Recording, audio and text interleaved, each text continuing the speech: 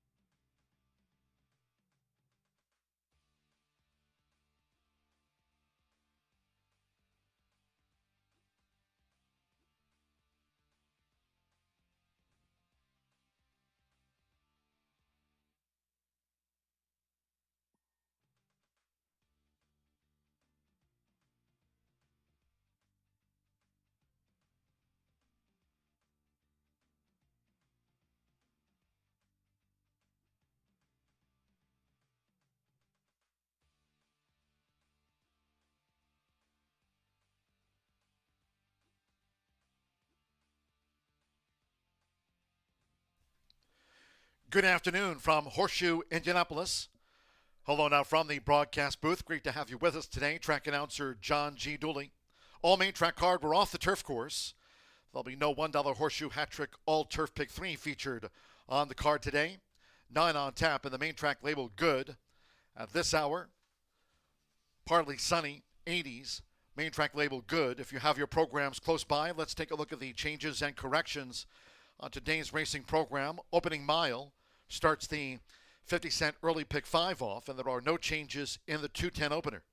No changes at the top of our 9-race program today. In the second race, scratch, number 4, Hard Rye Guy, and the 7, Royal Spirit. With those scratches, no superfecta wagering. There's that wagering note. No superfecta. Scratch the 4, Hard Rye Guy, and the 7, Royal Spirit. So the third we go, and in this distaff sprint, scratch number 2, Sweet Saint. Number 2, Sweet Saint, has been scratched from the Fillies Mare Sprint. In the fourth race, off the turf, as noted, no all-turf pick 3 featured. Scratch number 2, Always Wanting. Number 5, Hamwood Flyer. And take out the 6, Bijou Baby. The fourth race at 3:43 p.m. will be run on the main track over the mile and a 16th. No $1 horseshoe hat trick all turf pick 3 featured today. Scratch the 2, 5, and the number 6. In race 5, maiden sprint, scratch number 7, Pocautuck. Number 7, Pocautuck, has been scratched. No rider changes. Number 4, Heart of Stone, and 1 pound to the listed program weight, and the 7 is a non-runner.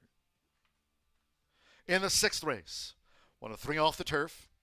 This will now be run on the main track at 1 mile and 70 yards. We'll cover the scratches first. Take out 10 Ace of Cats, 12 Flowered, and the 15 Sierra Empire. Note 13 Jay's Naughty Kitten, as well as number 14 Tiny Express, both draw in. Jay's Naughty Kitten, Tiny Express, the number 13 and 14 will run. Scratch the 10, 12, and the number 15. And there's that jockey change for the 6 Sweet Heat to be ridden by Marcelino Pedroza Jr. Marcelino Pedroza Jr. on the 6 Sweet Heat in race 6. In the 7th race, maiden distaff sprint, scratch number 1, Pernicious, and take out the 12, Kippy 2. Scratch 1, Pernicious, and the 12, Kippy 2. On to race 8, off the turf. Race 8 due at 5:47. Will be run on the main track over the mile and a 16th. Here's scratch 5, front cover, and take out the 9, Castle Magic. Scratch the 5 and number 9. And in race 9, last of the day, closing the card with a maiden dash over the 330 yards. Good track at this hour, very little wind. Here's scratch the also eligibles. 11, You Drive, Baby. 12, Jet Black Candy. 13, He's Secret Rocks, and take out the 14, LB, Mr. Corona. Scratch the also eligibles, 11 through the number 14. There are no rider changes in that quarter horse maiden dash over the 330. Number 1, Wagon Run, add 1 pound to the listed program weight, makes it there now 129 corrected. Scratch the also eligibles. There, a look at the changes and corrections on our 9-race program. Just a quick reminder for all of our Horseshoe Indianapolis faithful, no live racing here tomorrow. First floor OTB open, Horseshoe Indianapolis Casino 24/7. No live card here tomorrow. We'll be back on Saturday with an all quarter horse card, including 4 stakes. Over $500,000 in purses up for grabs here on Saturday's all quarter horse card. And Saturday we kick off at 10:45 a.m. to wrap up the week. Today the first of 9 due off in just 11 minutes time. Main track good. Make it a great day with us here at Horseshoe Indianapolis.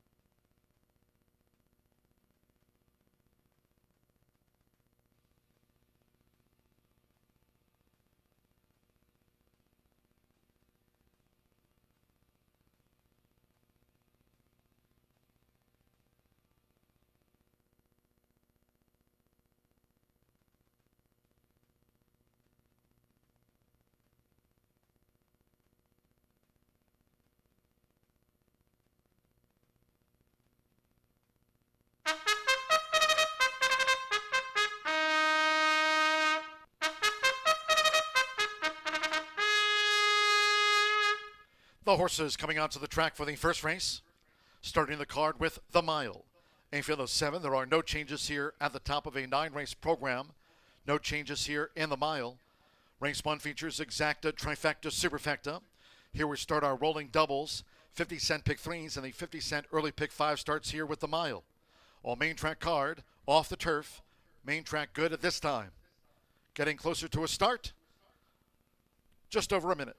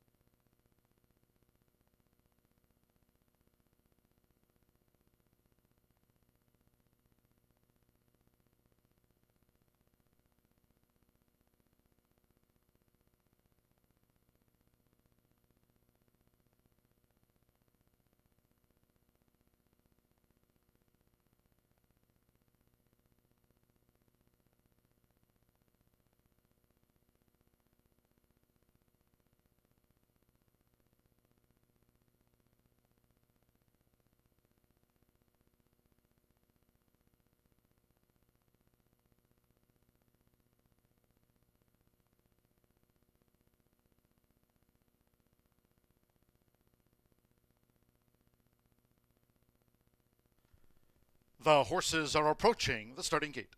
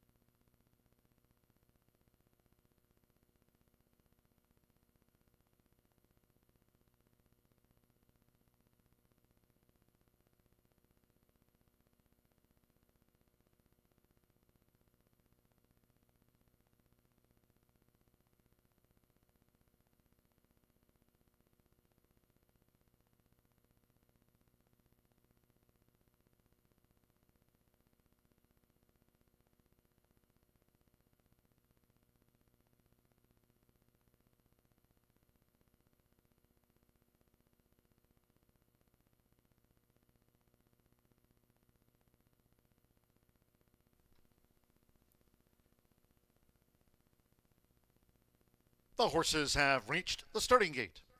It is now post time, loading for the mile. Here at the top of the card, Santos Anjo with That's Life. Alberto Burgos, Cringe going in. Jose Gutierrez with Jenny's Beignet. Rocketing, leading jockey Fernando de la Cruz with 50 wins here this season. Led to the half century on yesterday's card.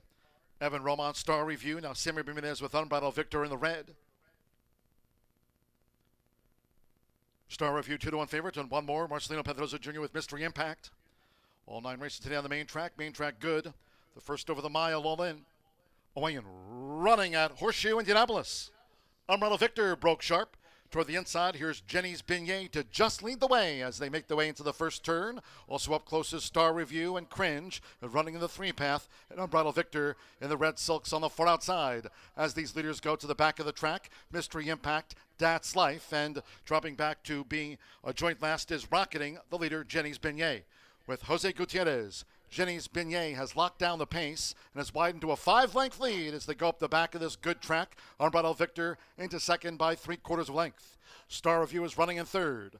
It's a break of 4 more to Cringe next in formation, followed out by Rocketing, has the orange sleeves. Mystery Impact looking to make headway with the rail, and right with Mystery Impact is That's Life in between horses. They go past the half-mile pole, aiming for Jenny's Beignet. The half mile in 48.44 seconds as they enter the far turn. Jenny's Beignet leads Unbridled Victor by 4. A break of 2 more to Star Review with That's Life. Rocketing on the far outside. Cringe is under pressure, and Mystery Impact trails here in the Thursday opener. Coming toward the quarter pole, Jenny's Beignet still with a sizable lead in front by 6. Jenny's Beignet at the top of the stretch from Unbridled Victor, That's Life. To the inside, Star Review. Mystery Impact trying to unwind on the far outside. Rocketing and Cringe dropped away. 3/4 for Jenny's Beignet. 1 minute 13.03 seconds deep in the final furlong with Jose Gutierrez. Jenny's Beignet is clear by 7. Mystery Impact is now a clear second. They're coming up toward the line. Jenny's Beignet. Jenny's Beignet, and all the way winner by 5. Mystery Impact was second. Unbridled Victor third, and then Star Review, That's Life.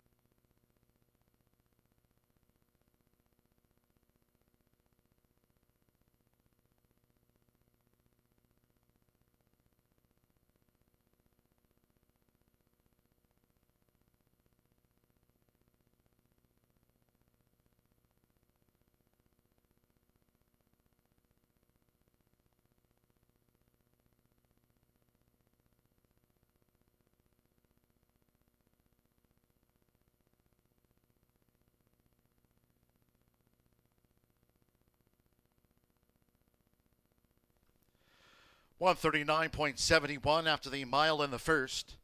Good track, 139.71 seconds. 2.763 unofficial 2, Jenny's Beignet. 3-2 first, 7 Mystery Impact. 23-1 on the runner-up.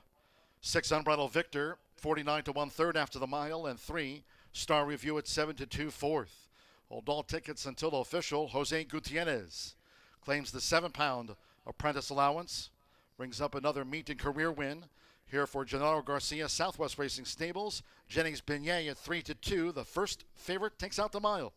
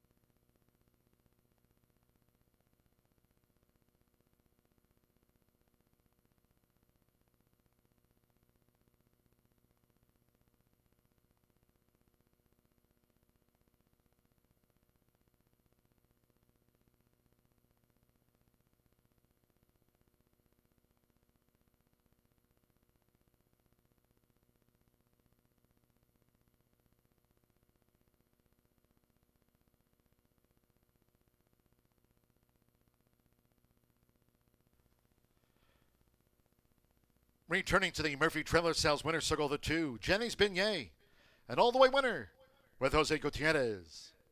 Jennings Beignet is a 5-year-old gray roan gelding by Unbridled Express, and of Jenny Vanier by Greatness, racing for Gennaro Garcia's Southwest Racing Stables Incorporated. Horseshoe Indianapolis congratulates the mile winner. Jennings Beignet was 3 to 2.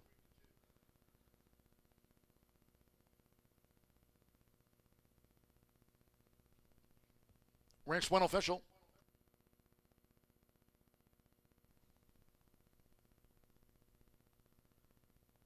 First results in the 2-7 exacta, paid $90.60. 50-cent trifecta, 276, $475.35.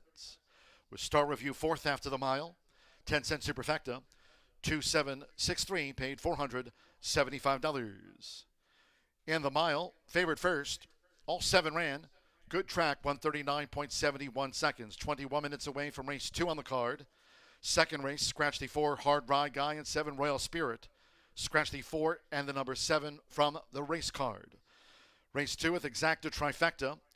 With a couple of scratches from race 2, there's no superfecta. No superfecta. Double pick 3 starts at the $1 early pick 4 all main track card. Post time for race 2 at 2:42 in all cases. Please do try to make your Horseshoe Indianapolis selections and wagers today early. Thank you. Coming up in a moment, our first race replay of the mile. Hope you had a bet on Jennings Beignet.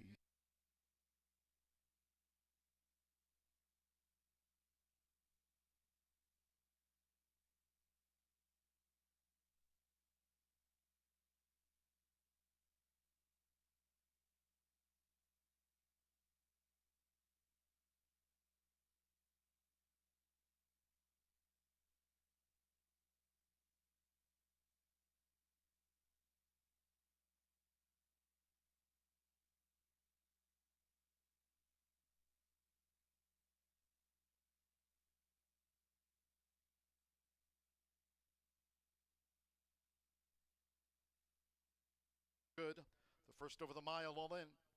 Away and running at Horseshoe Indianapolis. Umbrella Victor broke sharp. Toward the inside, here's Jennings Beignet to just lead the way as they make their way into the first turn. Also up close is Star Review and Cringe, running in the 3-path, and Unbridled Victor in the red silks on the far outside.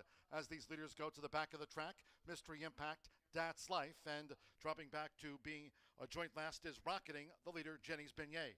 With Jose Gutierrez, Jennings Beignet has locked down the pace and has widened to a 5-length lead as they go up the back of this good track. Unbridled Victor into second by 3/4 of length. Star Review is running in third. It's a break of 4 more to Cringe next in formation, followed out by Rocketing, has the orange sleeves. Mystery Impact looking to make headway with the rail, and right with Mystery Impact is That's Life in between horses. They go past the half-mile pole, aiming for Jennings Beignet. The half mile in 48.44 seconds as they enter the far turn. Jennings Beignet leads Unbridled Victor by 4. A break of 2 more to Star Review with Dat's Life, rocketing on the far outside. Cringe is under pressure, and Mystery Impact trails here in the Thursday opener. Coming toward the quarter pole, Jenny's Beignet. Still with a sizable lead, in front by 6. Jenny's Beignet at the top of the stretch from Unbridled Victor, Dat's Life. To the inside, Star Review. Mystery Impact trying to unwind on the far outside. Rocketing and Cringe dropped away. 3/4 for Jenny's Beignet. 1 minute 13.03 seconds deep in the final furlong with Jose Gutierrez. Jenny's Beignet is clear by 7. Mystery Impact is now a clear second. They're coming up toward the line. Jenny's Beignet. Jenny's Beignet, and all the way winner by 5. Mystery Impact was second, Unbridled Victor third, and then Star Review, Dat's Life. Good. The first over the mile all in. Owing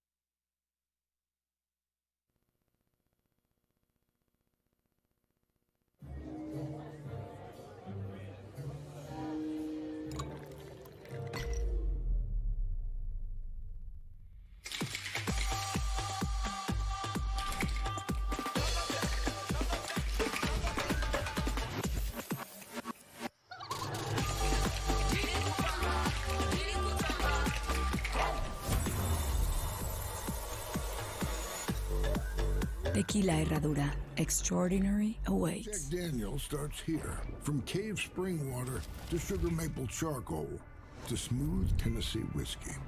Made by those who pour everything into their craft. That's what makes Jack, Jack.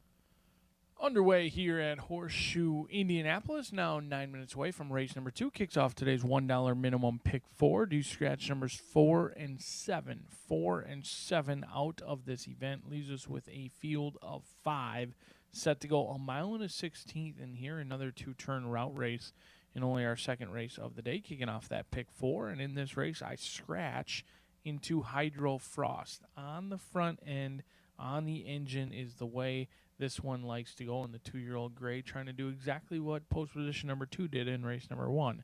Go to the lead, never look back. Now, Fairness and Wagering did not have Hydro Frost on top. Scratch into this one.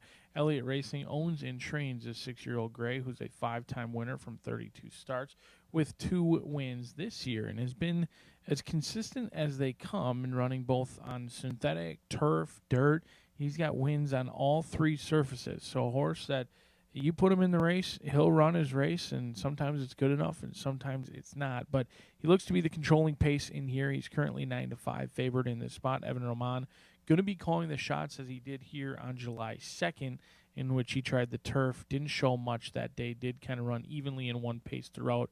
I expect him to be put on the lead and to play Catch Me If You Can on the front end as Hydro Frost looks to make every pole a winning one for the good-looking gray. Co-favored with Pike Place, who, if you're following those DRF projections, you would know that Pike Place is projected to go off the favorite at 6-5 in here for Tom Van Berg. Joe Ramos going to be calling the shots for Penny and Jeff Scott in this spot. The 5-time winner is winless so far on the year. However, he has faced much tougher competition than he will see today. In fact, through 6 starts, he's banked almost $20,000, but has not hit the board. His best finish did come last time out in a 1-turn mile over at Churchill Downs. That was in for a tag of $40,000. They're going to make a couple of changes today. The claiming tag, $25,000, new surface here at Horseshoe Indianapolis, where ironically he won in an off-turf event earlier on in his career for Paul McGee in a race that was scratched off, and he dominated a 6-horse field and is a perfect 1-for-1 on the dirt here at Horseshoe Indy. They're also going to take the blinkers off, not a move that Thomas Van Berg does all that often. In fact, not very often do many of his horses run with blinkers, so they don't have a chance to take them off. But they're going to try and switch some things up in here with Pike Place to try and get that wake-up call after a $35,000 claim, a 5th, a 4th, and hopefully a 1st today for the Connections. Currently co-favored, but is projected to go off as the favorite when it's all said and done. The 6 is Soul Coaxing. Marcelino Pedroza Jr. had brought home a long shot in race number 1 for second at 23-1. He'll look to have a little bit of a price in here, 3-1 in the smallish field for Himrio Racing Stables in this spot. And this guy turned out very nicely, an 8-time winner, looking to push those earnings up over $200,000. And he is a beautiful gelded son of Caraconti, shipping in from Chicago off of a 3rd-place finish that wasn't nearly as good as 3rd place sounds. They were beaten by a city block that day, but Chicago shippers have had tough roads to hoe here. Even Ravelli hasn't had all that much success when he's brought horses over thus far this season. We'll see if the Hawthorne Steamer can get the Indiana money at 7-2. But they've got to deal with the class dropping Pike Place and the speed of the gray in Hydro Frost. At field of 5 kicks off the $1 pick 4.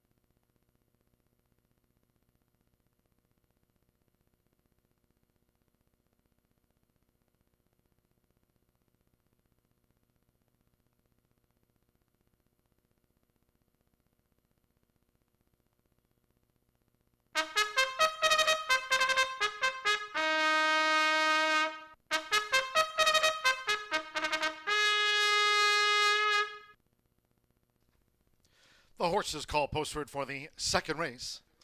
This race carded for the main track over the mile and a 16th, a field of 5.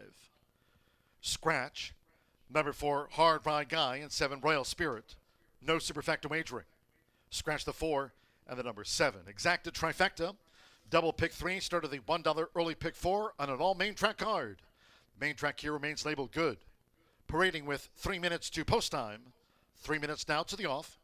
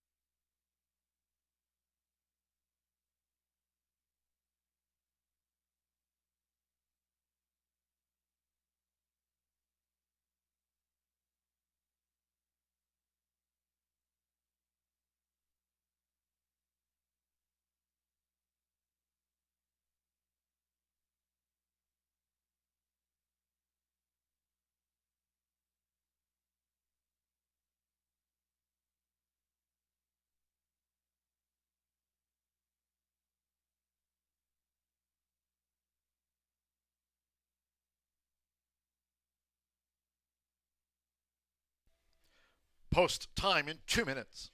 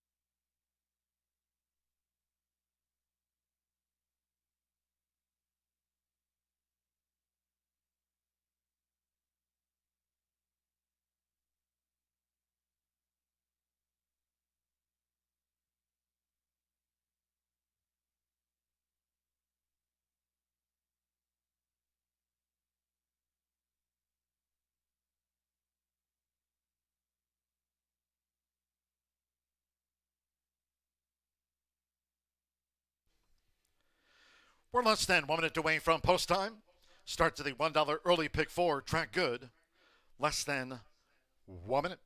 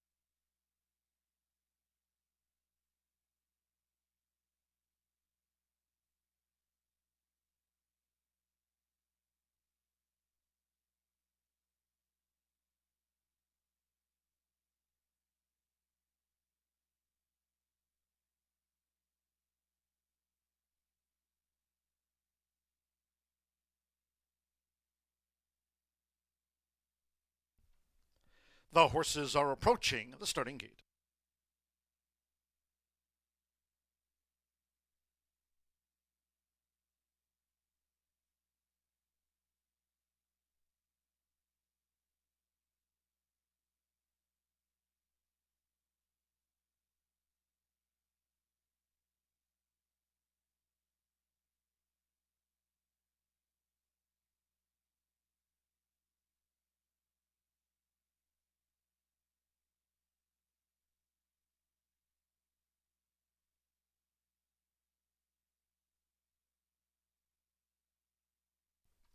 The horses have reached the starting gate.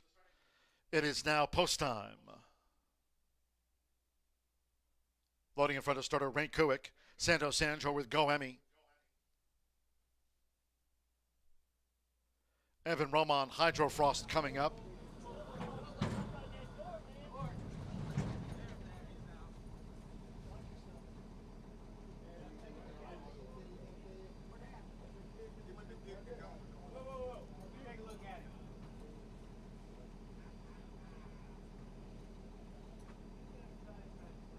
The track veterinarian taking a look at Go Emmy, who was first loaded.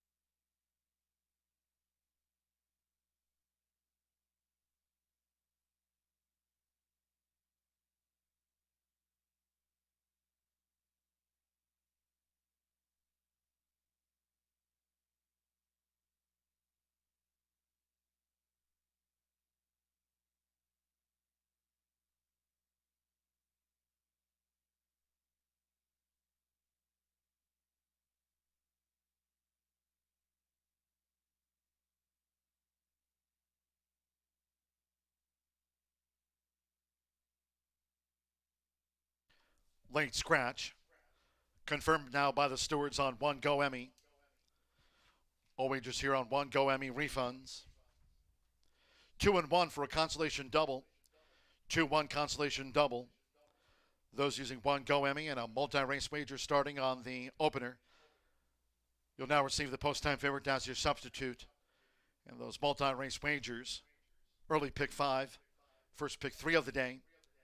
On one Go Emmy and those multi-race wagers. 2-1 for a consolation double. Scratch the one Go Emmy.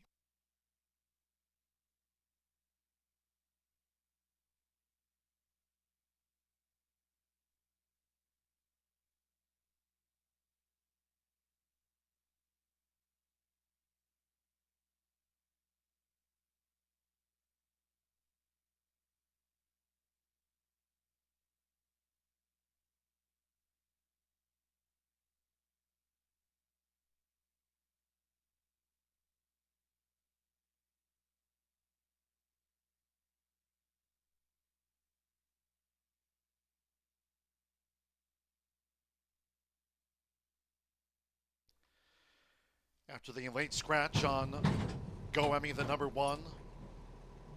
Evan Roman with Hydro Frost. First of 4 to move into the true center gate here.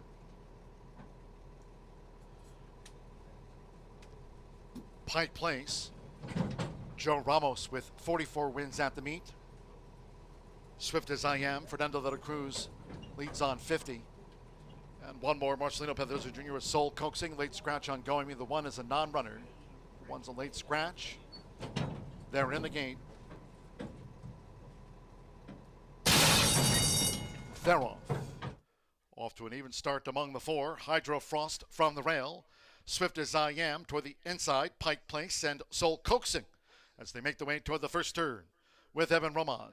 Hydro Frost to the early lead. Pike Place toward the inside. On the outside, Swift as I Am in the black jacket. And Soul Coaxing has dropped back to last. At the 6.5, it's Hydro Frost.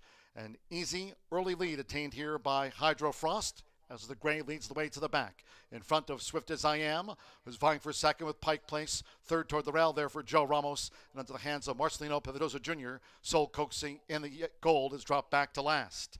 24.81 lead seconds. Hydro Frost, Swift as I Am, Pike Place, and Soul Coaxing tries to take closer order. The quartet just outside the half-mile pole, where Hydro Frost leads by 2. Pike Place now pursues. 3/4 length to Swift as I Am, 2 more to Soul Coaxing.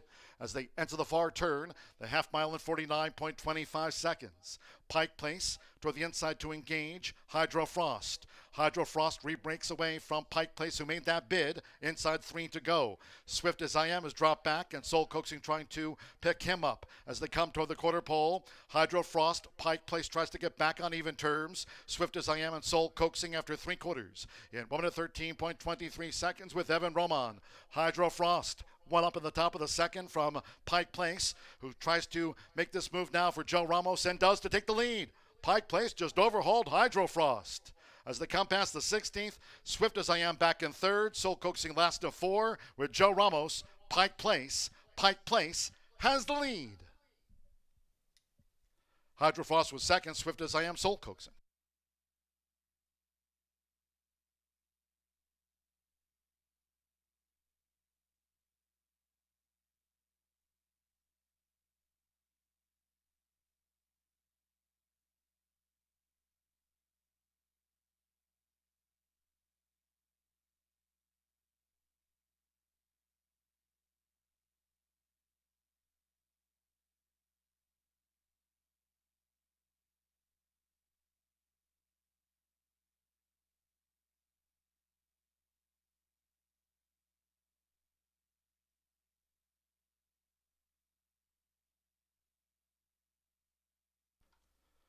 $145.72, 3256, the 4 of them.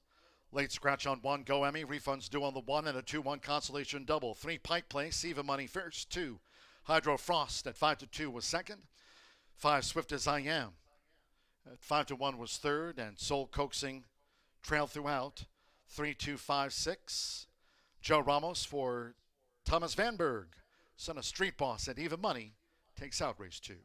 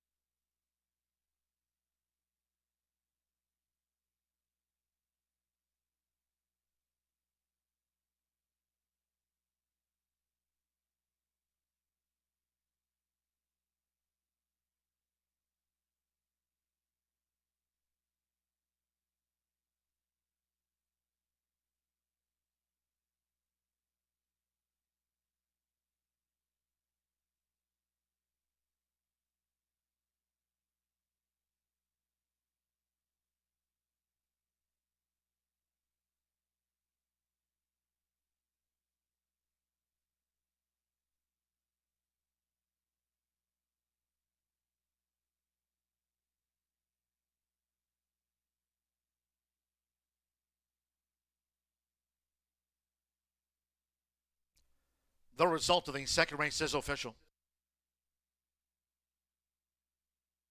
Returning to the Murphy Trailer Sales Winner Circle, the 3 Pike Place. Joe Ramos recording his 45th win of the meet. Pike Place is a 5-year-old dark bear brown gelding by Street Boss. Out of the Tapit Mare Alfresco, Tom Van Berg trains for Jeff and Penny Scott. Horseshoe Indianapolis congratulates the winning connections of Pike Place.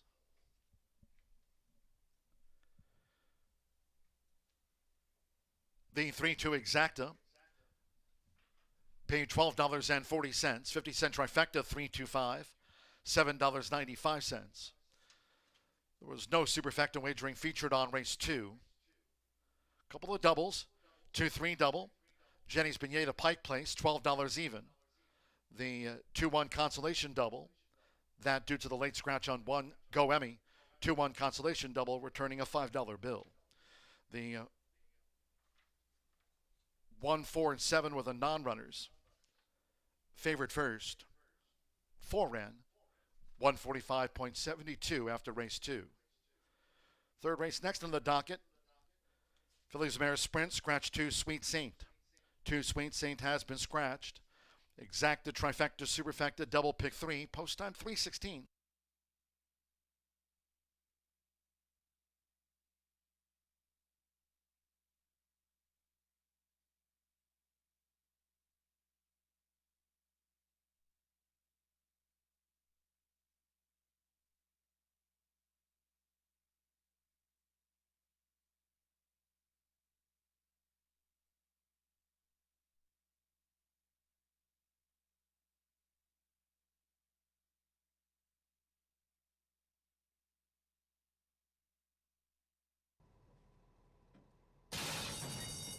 They're off to an even start among the 4. Hydro Frost from the rail. Swift as I Am toward the inside. Pike Place and Soul Coaxing as they make their way toward the first turn with Evan Roman. Hydro Frost to the early lead. Pike Place toward the inside. On the outside, Swift as I Am in the black jacket, and Soul Coaxing has dropped back to last. At the 6.5, it's Hydro Frost. An easy early lead attained here by Hydro Frost as the gray leads the way to the back. In front of Swift as I Am, who's vying for second with Pike Place. Third toward the rail there for Joe Ramos. And into the hands of Marcelino Pavidosa Jr. Soul Coaxing in the gold has dropped back to last. 24.81 lead seconds. Hydro Frost, Swift as I Am, Pike Place, and Soul Coaxing tries to take closer order. The quartet just outside the half-mile pole, where Hydro Frost leads by 2. Pike Place now pursues. 3/4 length to Swift as I Am, 2 more to Soul Coaxing. As they enter the far turn, the half mile in 49.25 seconds. Pike Place toward the inside to engage Hydro Frost. Hydro Frost re-breaks away from Pike Place, who made that bid. Inside 3 to go. Swift as I Am has dropped back, and Soul Coaxing trying to pick him up as they come toward the quarter pole. Hydro Frost, Pike Place tries to get back on even terms. Swift as I Am and Soul Coaxing after 3/4 in 1 minute 13.23 seconds with Evan Roman. Hydro Frost, one up in the top of the second from Pike Place, who tries to make this move now for Joe Ramos and does to take the lead. Pike Place just overhauled Hydro Frost. As they come past the 16th, Swift as I Am back in third, Soul Coaxing last of 4 with Joe Ramos. Pike Place has the lead. Hydro Frost was second, Swift as I Am, Soul Coaxing.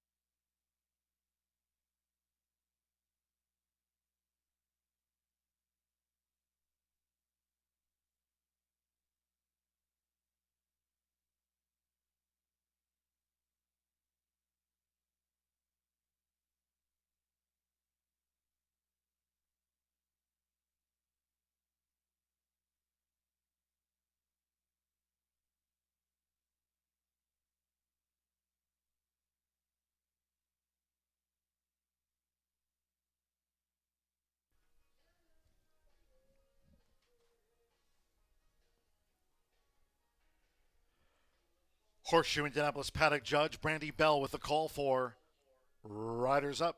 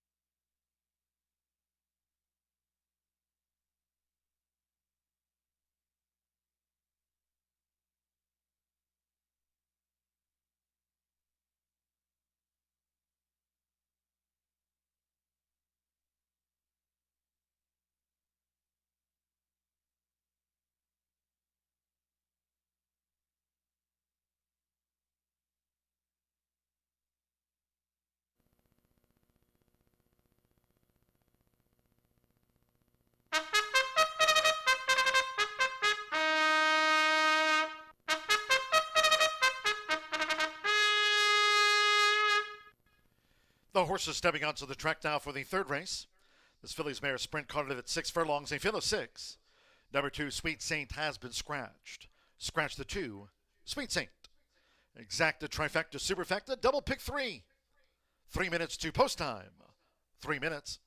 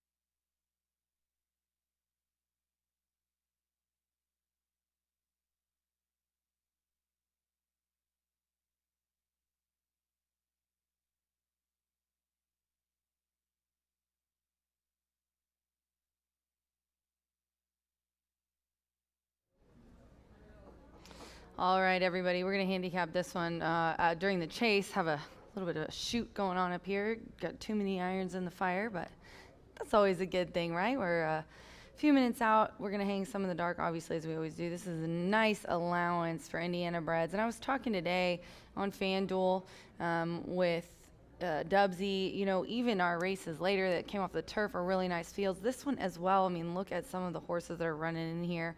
We're showing my 4 right now, which is my top selection. Kevin Gonzalez aboard here for Dennis Cluley.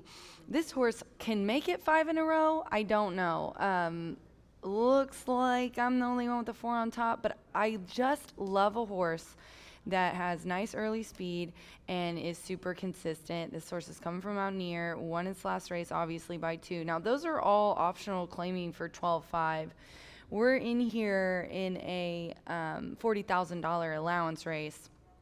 This horse actually was bred by Randy Hafner, owned and trained by Dennis Cooley, but he's had this one in Mountaineer, even has been on the mud and the slop. Now, we are upgraded to fast, but there is, I'm sure, as you can see, once we get a little bit of rain, there's a little bit of moisture in there, but a fast track, not a problem, because this one as well in May, 2 nice wins in a row. And then the 6 is who we're showing here, Wicked Vet, which is my next selection. Sammy B up for Aaron West.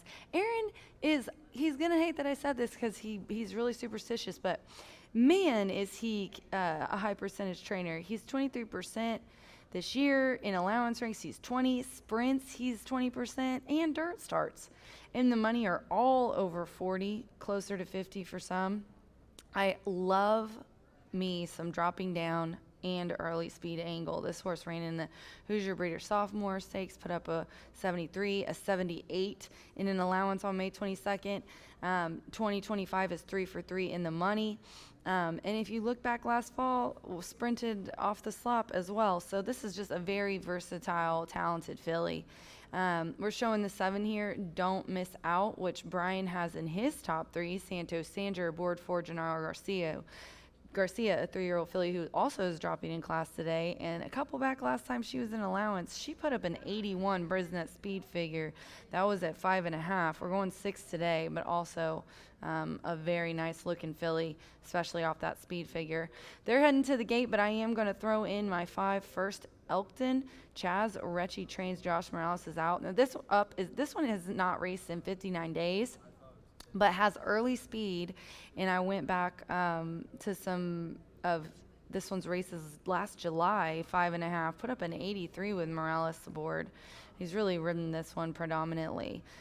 First out last time was a 6th place finish. Obviously didn't do much there, but that was the first out of the season. I think needed a tightener, and is probably going to improve off of that one. Right now, sit on the board at 12-1. But my selections of this race, 4, 6, 5 here for me, as the horses are headed to the gate for the 3rd race here at Horseshoe Indianapolis. Good luck.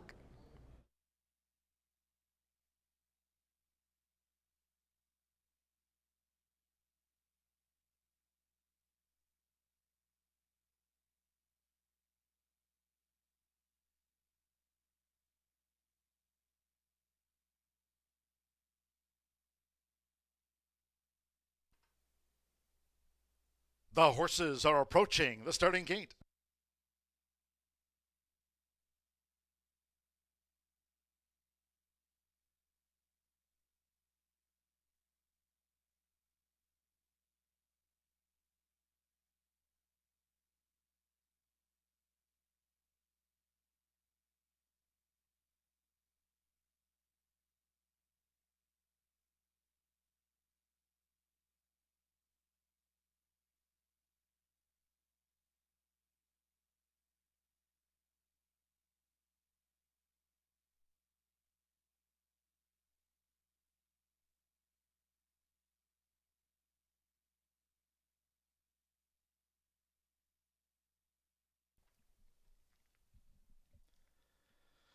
The horses have reached the starting gate. It is now post time. They're going in. Andres Calleja with Barb's Vortex.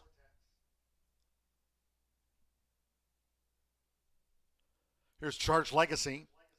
Evan Roman for Southwest Racing Stables, who won the opener. Jenny's Beignet and Pike Place, our first 2 winners. Kevin Gonzalez with Flat Out Diamonds. Flat Out Diamonds in town went in well. Josh Morales, first Elkton coming up. Sammy Bermudez, Wicked Vet. She's even money here. Over the 6 furlongs and 1 more. Santos Sanjor with Don't Miss Out. Like Charge Legacy, both for Gennaro Garcia. All in line. The Robin sprinting. Wicked Vet peels away.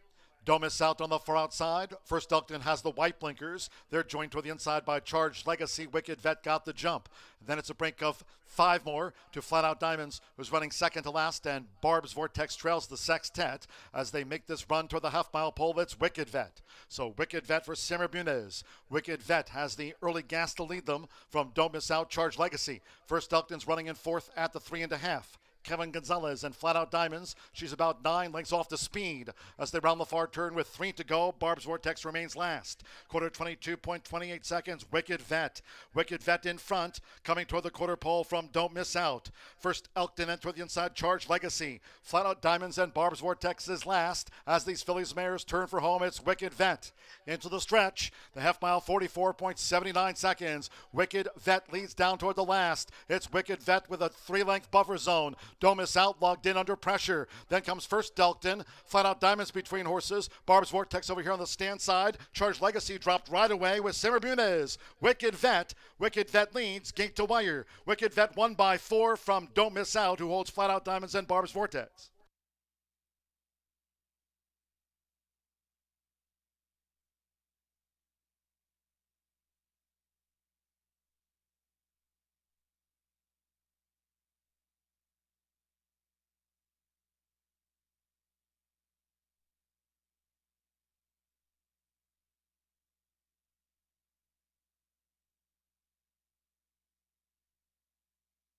.110.76 after the fillies and mares dash. 110.76. Track was upgraded to fast along the way. 6-7, then a photo. 6, Wicked Vet. Even Money first. 7, Don't Miss Out. 6-5 on the runner-up. Fast track 110.76. Here's the slow-mo. Sammy Bermudez for Aaron West. Country House filly, Wicked Vet. Never headed. Don't Miss Out logged in. Closer for third. Flat Out Diamonds in town with Barb's Vortex. First Elkton, we trailed back to Charged Legacy. 110.76. The judges have posted for Flat Out Diamonds third and the 1 Barb's Vortex fourth. 6-7, 4-1.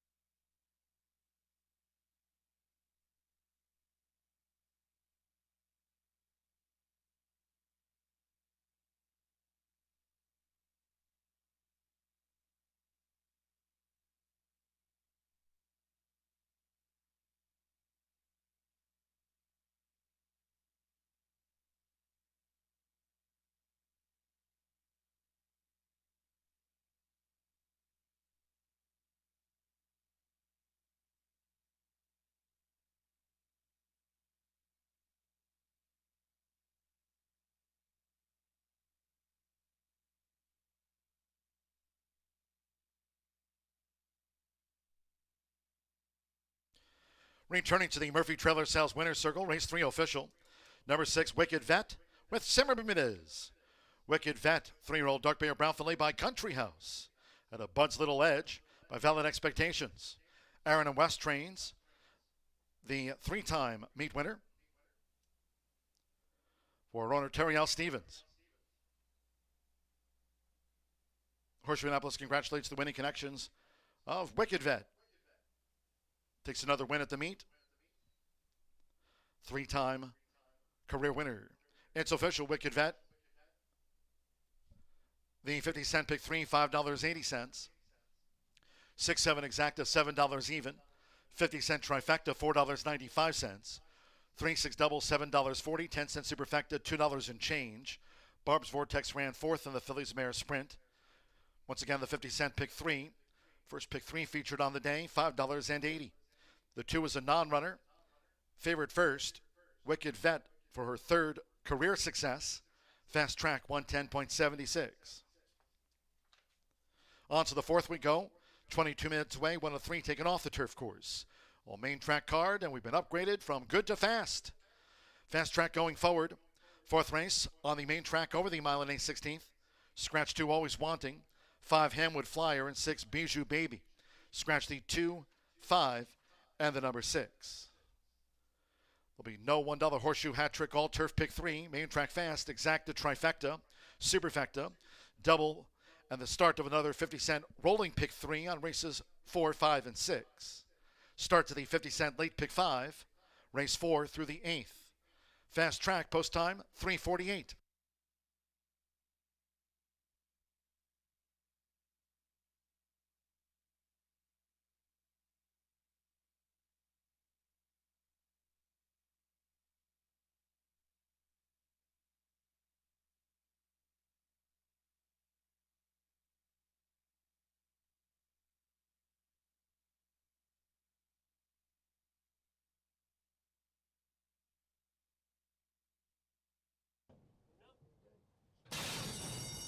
The Rolfin sprinting.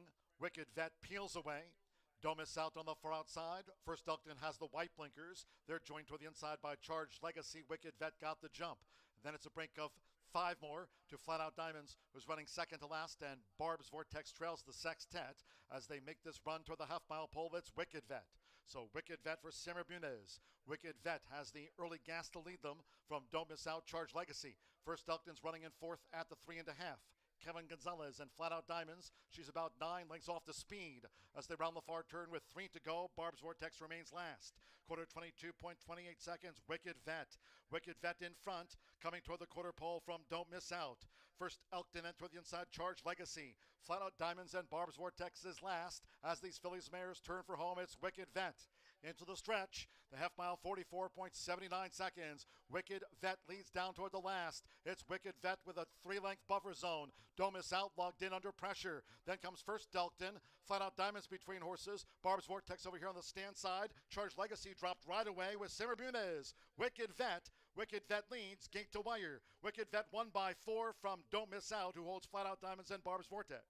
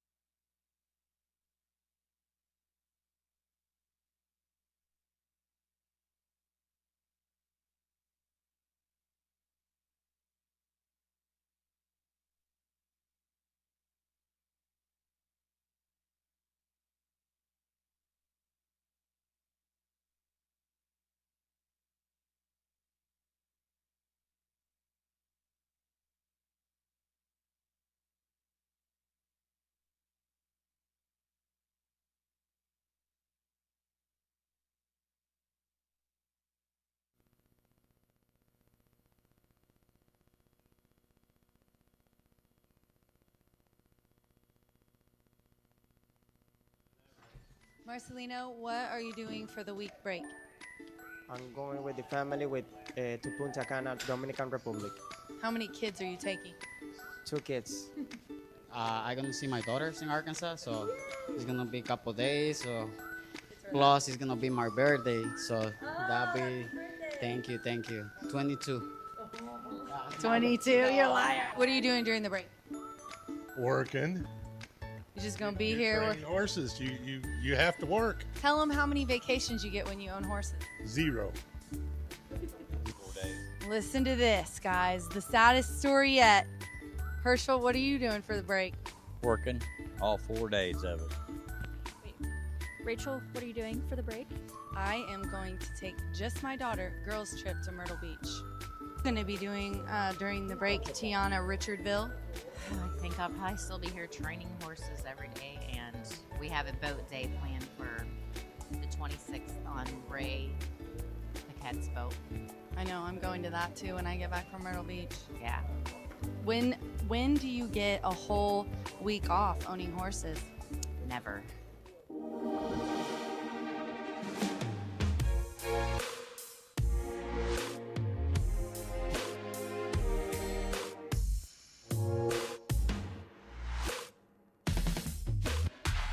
From marshmallow festivals to fireworks on the shore, no matter where you're headed this summer, Hubler Ford's got you covered. And during Hubler's Freedom to Drive, we've got your payments covered too, all summer long. So get out there in a new Ford with 0% financing. Plus, buy with 0 down, no payments for 90 days. And Hubler's got you covered for 200,000 miles. Hubler's got you covered. DriveHubler.com.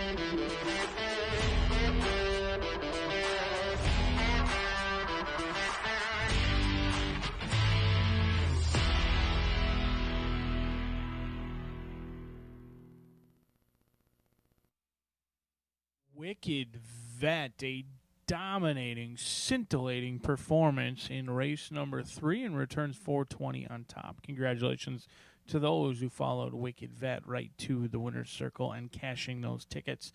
2, 5, and 6 scratched out of the upcoming 4th race. We do kick off the late fire 5, a mile and a 16th, in here on a fast main track. Do note that track's been upgraded to fast. Let's take a look at this field. Group of very nice optional claimers in here, all wanted to be on the turf course, but off the turf, we're going to try and navigate this off-turf event, going a mile and a 16th in here. I'm going to try Laura's Charm. This is a horse who is a 3-time winner on the dirt on a fast main track. However, if you're looking at the last 12 races, almost each and every start has come either on the turf or the synthetic. However, this horse has wins at the likes of Churchill Downs on the dirt. Plenty of success on the dirt. In fact, 5 lifetime wins, 3 of them have come on a fast main track. Does stretch out today. The distance, somewhat of a question mark in here. This horse has primarily been sprinting on the turf or the synthetic, but it's taken some love, 7-2 right now. But projections would have this one going off as high as 9-1. Mitch Merle going to be riding this good-looking mare by Mishawish, as this is the 3rd start off the layoff, so you would think sitting on a good race in here, getting a ton of class relief, shipping in from some salty stakes-like turf races over at Churchill Downs, losing to a classy one named Bling the last 2 times, and before that, Nice as Pie. So has been facing tougher, gets the dirt today. The form is a little bit muddied up. I think on the stretch out can handle it, likes to sit and pounce, and I think will be very close to that pace, breaking from the 9th post position with Laura's Charm. But Comset is another one who could move up in here on the dirt. Joe Ramos, already a winner in one of our off-turf events earlier today. He looks for another win in here, this with the 7-year-old mare, who is in for a tag. She's won 1 race from 9 starts this season thus far.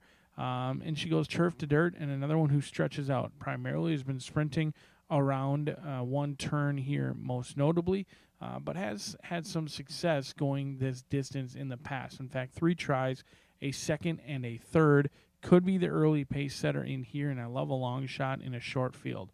Short field, big price, sign me up with Joe Ramos and Jose Pai in here at 13-1. But the 8 may spoil them all. That's Ishmael Bahina's Vino's Angel, as you have an owner who also trains.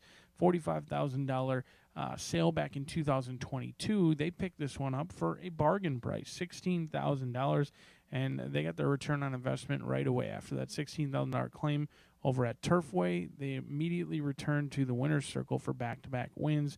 Since then, has had a tough time hitting the board, only 1 time hitting the board on the synthetic. Now, the dirt isn't really an unknown. This is a horse who has had dirt success, much like the top 2 selections. 1 win from 6 starts on the dirt, and does bring in some good form. Was closing very fast here at Horseshoe Indianapolis on June 26th. We'll see if they can close again this time on the dirt. But with the outside runners in the top 3, let's take a look at today's late fire 5. Now just a handful of minutes away. We're going to spread out in this race. I am not overly confident in races 4 or 6.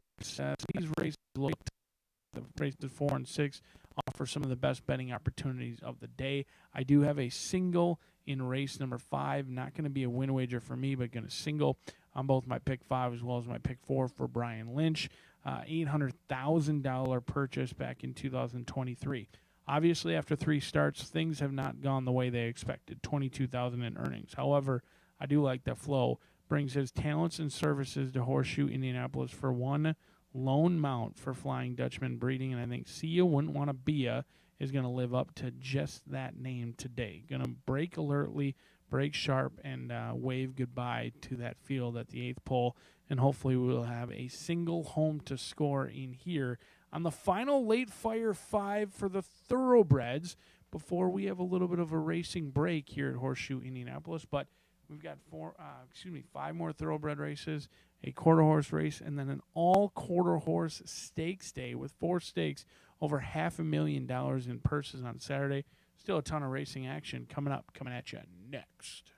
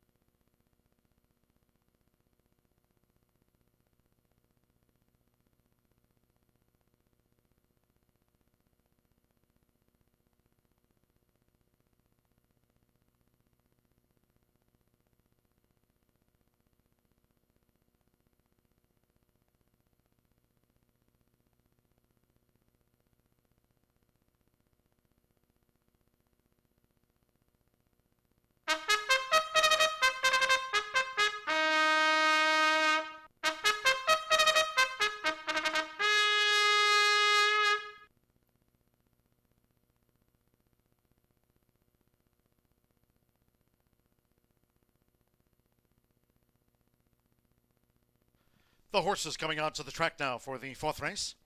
This taken off the turf course to be run on the main track fast over the mile and a 16th, a field of 7. Scratch 2 Always Wanting, 5 Hamwood Flyer, and 6 Bijou Baby. Scratch the 2, 5, and 6. There's no $1 horseshoe hat trick.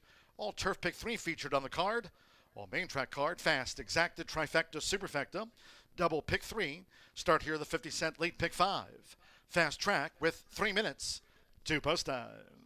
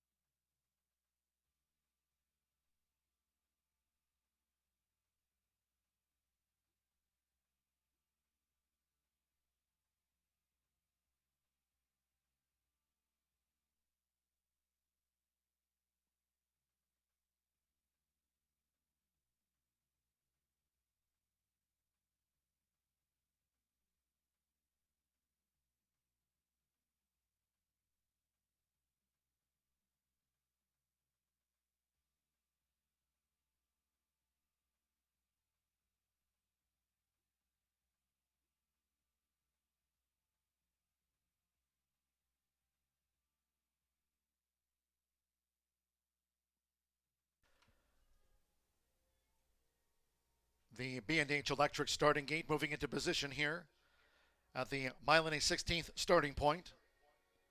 Race 4 starts off the 50-cent late pick 5. Well, main track card, main track fast. Less than 1 minute.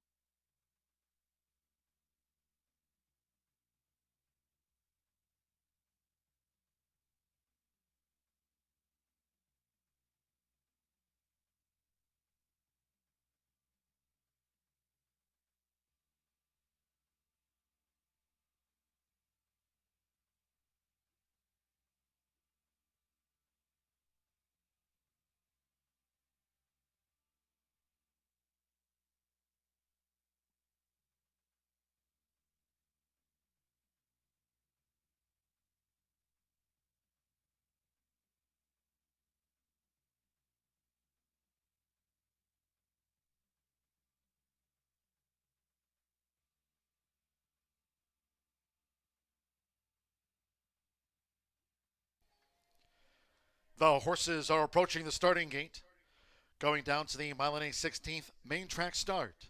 Track fast.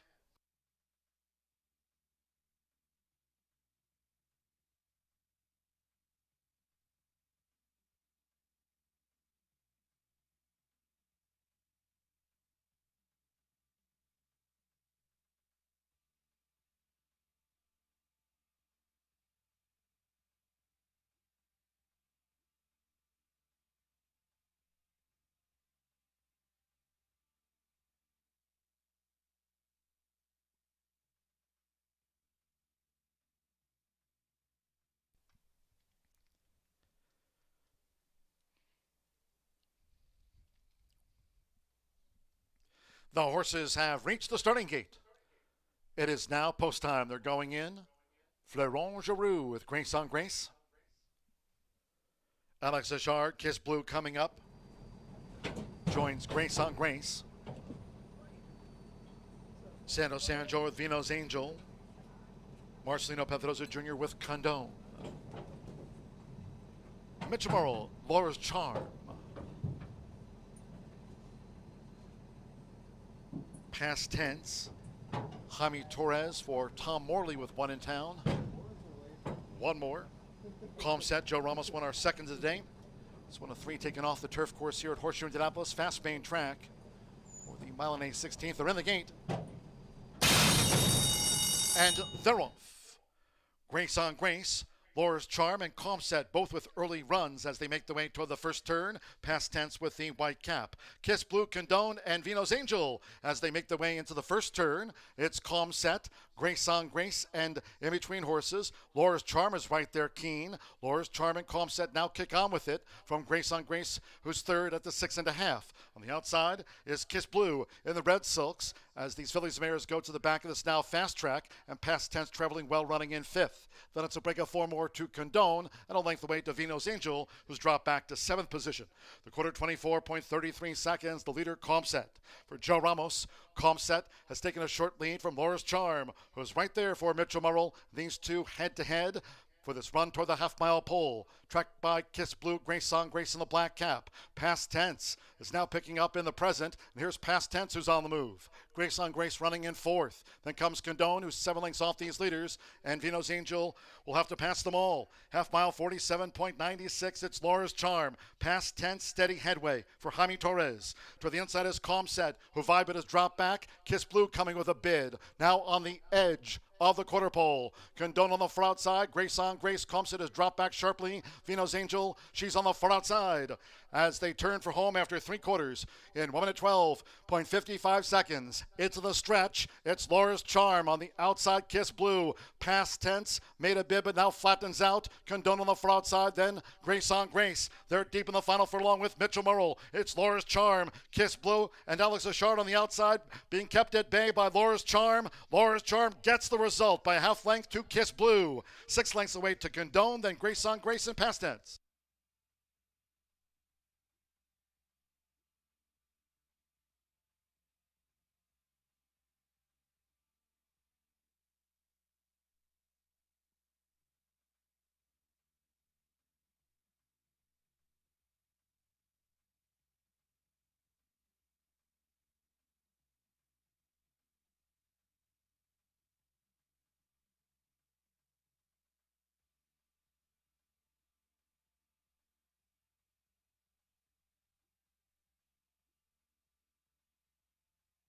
$144.89, fast track 973, a photo to follow. 9, Laura's Charm. She was 5-1 at the all first. 7, Kiss Blue at 7-2 on the runner-up. 3, Condone at 5-2 third. Fourth is a photo. Here's the slow-mo. Laura's Charm, Kiss Blue. Condone in the green cap. Fourth up to the judges. Grace on Grace. Past Tense had the white cap. Vino's Angel after race 4 in 1:44.89. The judges have posted 3, Condone third, 973 and 1. Grace on Grace getting into the frame. It's 973-1. Mitchell Morrill for Lacey Pierce, the daughter of Masawish, Laura's Charm at 5-1.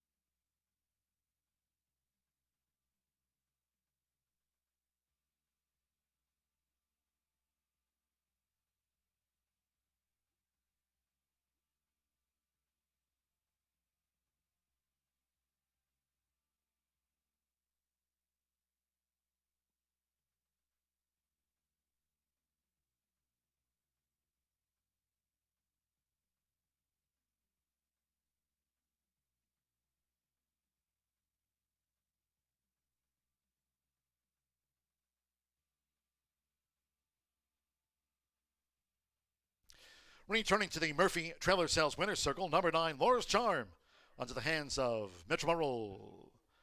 Laura's Charm is a 6-year-old bay mare by Misawish. Out of Qualcrest by Malibu Moon. Lacey Pierce trains for Dan Chirella. Horseshoe Indianapolis congratulates the winning connections of Laura's Charm. It was 5-1.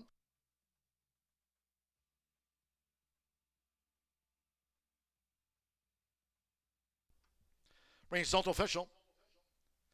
9-7 exacta, $62.80. 50-cent trifecta, 9-7-3, $67.10. 6-9 double, $50.40. 50-cent pick 3, covered races 2, 3, and 4. That result in nets $14.80 to winning ticket holders on a 50-cent pick 3. Grace on Grace 4th. The 10-cent superfecta, 9-7-3-1, coming back $68. 144.89 fast track. Race 5 of 9 here to wrap up a 4-day stretch against Saturday's and all quarter horse card featuring 4 stakes, including the Heartland Futurity. Terrific quarter horse action coming up here on Saturday from 10:45 a.m. Eastern.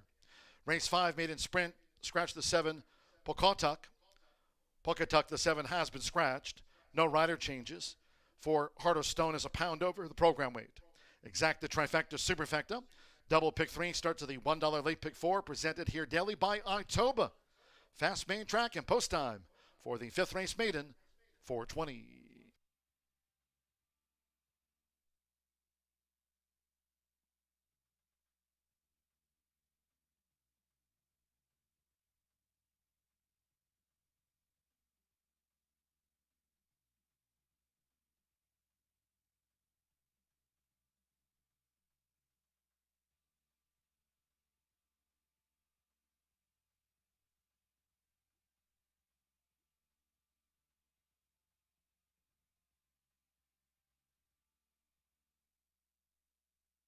In the gate. And they're off. Grace on Grace, Laura's Charm, and Comset both with early runs as they make the way toward the first turn. Past tense with the white cap. Kiss Blue, Condone, and Vino's Angel as they make the way into the first turn. It's Comset, Grace on Grace, and in between horses, Laura's Charm is right there keen. Laura's Charm and Comset now kick on with it from Grace on Grace, who's third at the 6.5. On the outside is Kiss Blue in the red silks as these fillies mares go to the back of this now fast track, and Past Tense traveling well, running in 5th. Then it's a break of 4 more to Condone and a length away to Vino's Angel, who's dropped back to 7th position. The quarter 24.33 seconds, the leader Comset. For Joe Ramos, Comset has taken a short lead from Laura's Charm, who's right there for Mitchell Merrill. These two head-to-head for this run toward the half-mile pole. Tracked by Kiss Blue, Grace on Grace in the black cap. Past Tense is now picking up in the present, and here's Past Tense who's on the move. Grace on Grace running in 4th. Then comes Condone, who's 7 lengths off these leaders, and Vino's Angel will have to pass them all. Half mile 47.96, it's Laura's Charm. Past Tense, steady headway for Jaime Torres. To the inside is Comset, who Vibit has dropped back. Kiss Blue coming with a bid. Now on the edge of the quarter pole. Condone on the far outside. Grace on Grace. Comset has dropped back sharply. Vino's Angel, she's on the far outside as they turn for home after 3 quarters in 1 minute 12.55 seconds. Into the stretch. It's Laura's Charm on the outside. Kiss Blue. Past Tense made a bid but now flattens out. Condone on the far outside. Then Grace on Grace. They're deep in the final furlong with Mitchell Merrill. It's Laura's Charm, Kiss Blue, and Alex Achard on the outside, being kept at bay by Laura's Charm. Laura's Charm gets the result by a half length to Kiss Blue. 6 lengths away to Condone, then Grace on Grace and Past Tense. In the gate.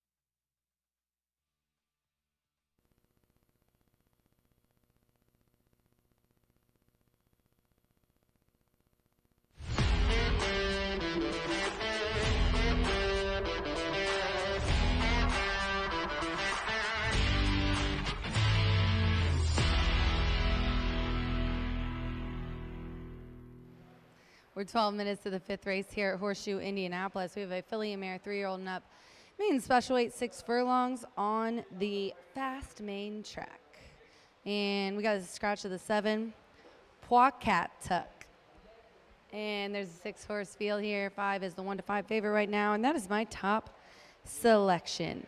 See ya, wouldn't want to be ya. I used to say that all the time in elementary school, guys. See ya, wouldn't want to be ya. Flo comes in to ride. He's got a couple today, and Florent Giroux in the irons for Brian Lynch.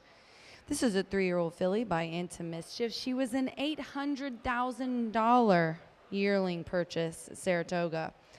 Dam by Tiz Wonderful, making her 4th lifetime start, and out of 3 she's got a 2nd and a 3rd. She looked good at Keeneland in her 3rd place finish. Even the other one, she was mid-pack, kind of an even 4th there with Flo aboard, but that was 2 turns. They put her back to 6 furlongs last time here. She caught the slop, missed by half a length. It just looks like she's the clear-cut winner here.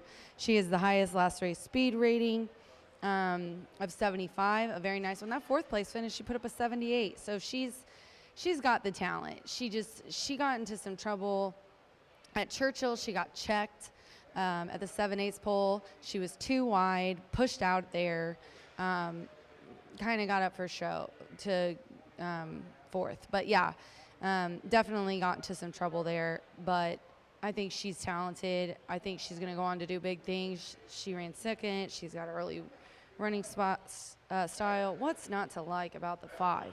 Except the price. So let me give you some others here. We got the 3, Electrifying Lady.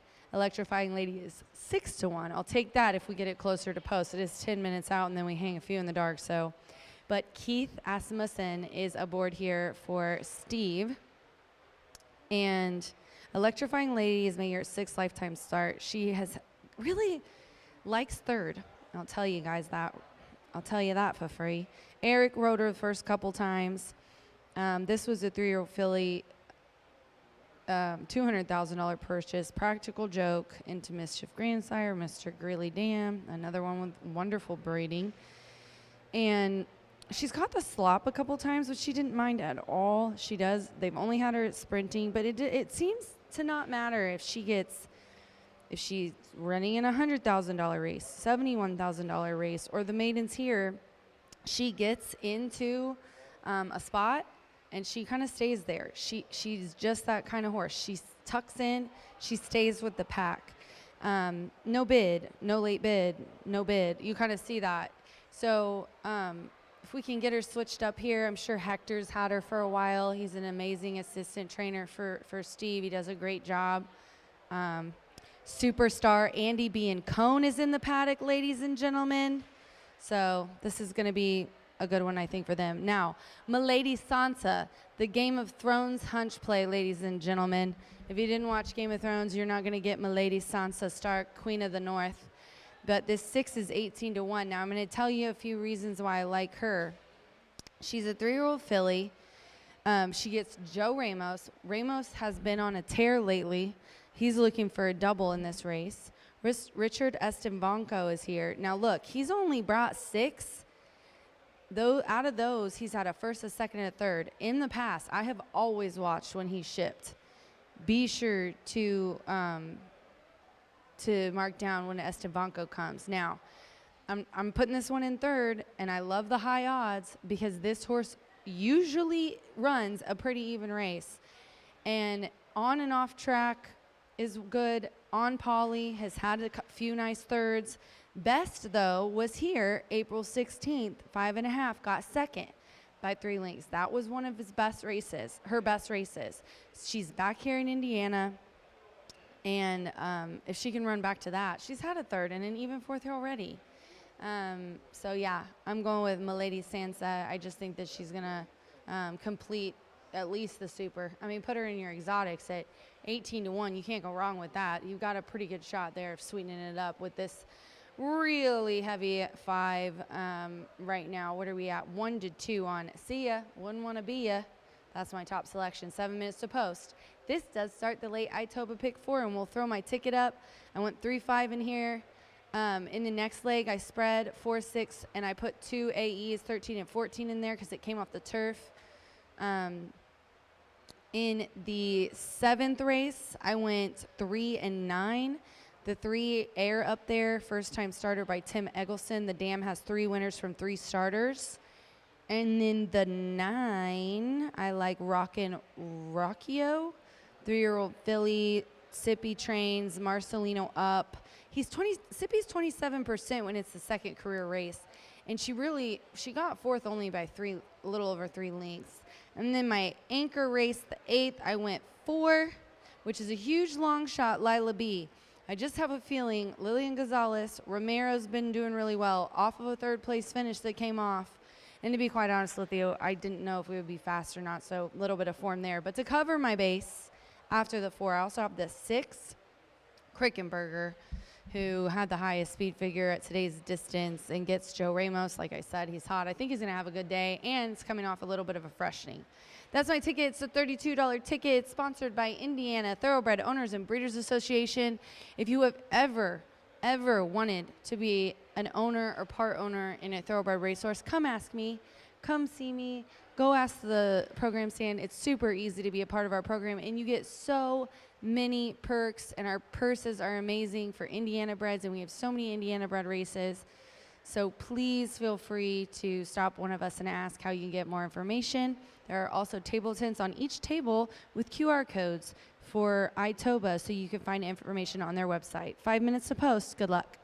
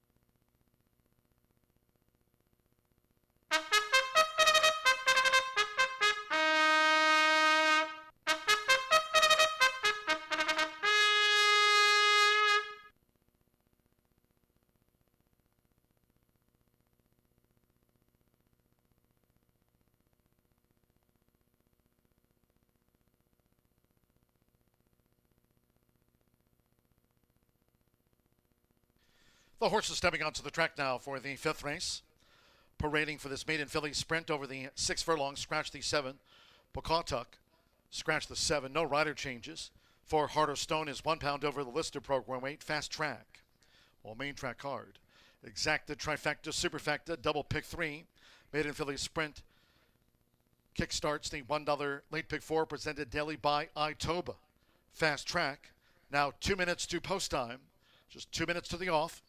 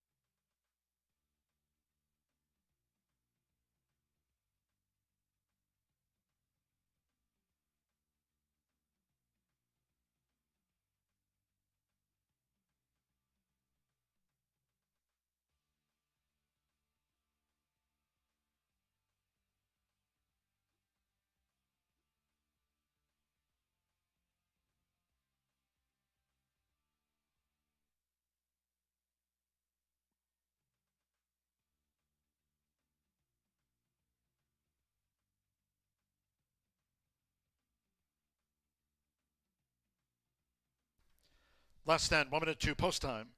Less than 1 minute.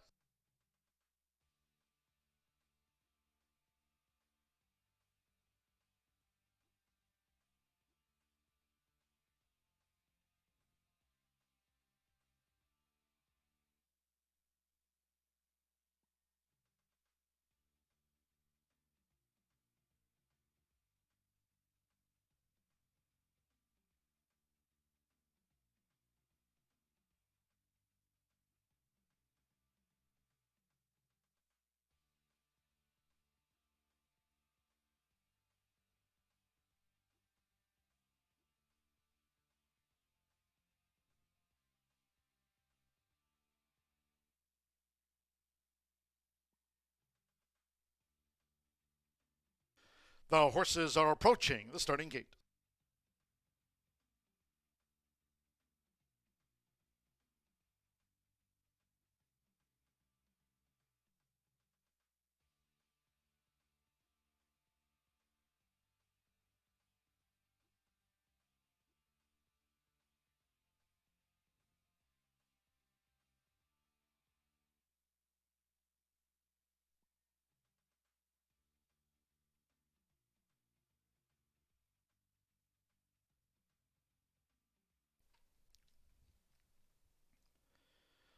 The horses have reached the starting gate.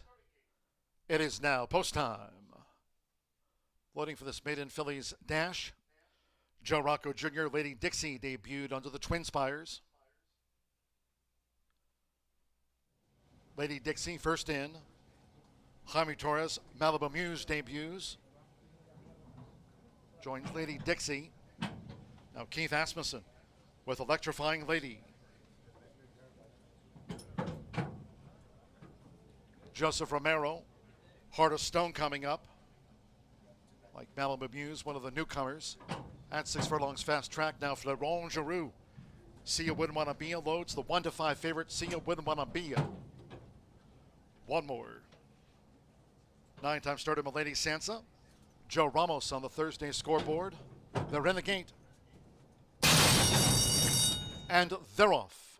Sharp start for Sia Wouldn't Wanna Be. There's Electrifying Lady toward the inside. Here's Malibu Muse. And right there is Heart of Stone with early interest. It's Malibu Muse. Heart of Stone. Electrifying Lady between them. Heart of Stone to the top for Joseph Romero and dashes away by 2.5. Electrifying Ladies in the purple cap. To the inside is Malibu Muse. 3/4 length to Sia Wouldn't Wanna Be, who's fourth going past the half-mile pole. Then Lady Dixie and Milady Sansa trails the maiden filly sprint. The quarter 22.09 seconds. Heart of Stone blazing the trail at 18-1, just inside 3 furlongs from home. Heart of Stone leads here by 2 to Electrifying Lady, who pursues for Keith Asmussen. Sia Wanna Be coming up now for Florent Giroux. As these fillies line up past the quarter pole, Malibu Muse. Milady Sansa is the wide out. Lady Dixie is the final filly. Electrifying Lady leads into the stretch half mile, 45.14 seconds. Electrifying Lady. Malibu Muse tries to gauge up the inside with 1 furlong to go. Sia Wanna Be charging on the outside. Electrifying Ladies in the middle. Sia Wanna Be. Malibu Muse is back to third. Milady Sansa fourth. Electrifying Lady for Keith Asmussen. Electrifying Lady holds. Sia Wanna Be. Won by just inside a neck. Malibu Muse was third. Milady Sansa back and forth.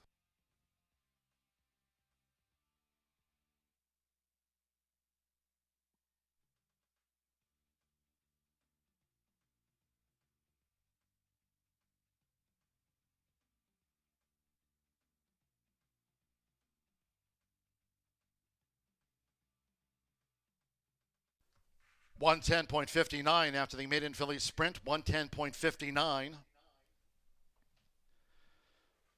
The judges calling for a win photograph after the maiden filly sprint. Race 5 photograph. 110.59 fast. Here's the slow-mo. It was 7-2 on Electrifying Lady. She'll get the result. 1-5 Sia Wouldn't Wanna Be. Malibu Muse at 6-1 third. Milady Sansa fourth. 110.59 as we stand by for the judges' confirmation. Keith Asmussen for his Hall of Fame father. Steve Asmussen trains for Wind Dancer Farm. Larry Connor, Electrifying Lady, 6th career start, first. 5 Sia Wouldn't Wanna Be a second. 2 Malibu Muse third. 6 Milady Sansa fourth. 3-5, 2-6.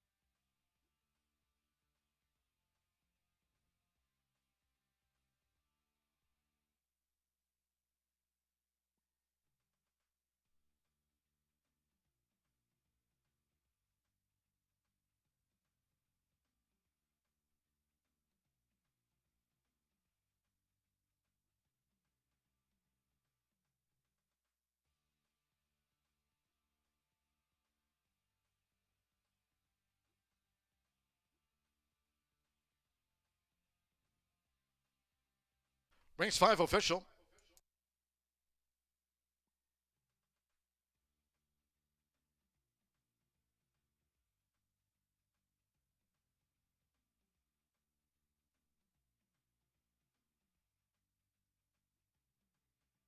Returning to the Murphy Trailer Sales Winner's Circle, it'll be the 3 Electrifying Lady into the hands of Keith Asmussen.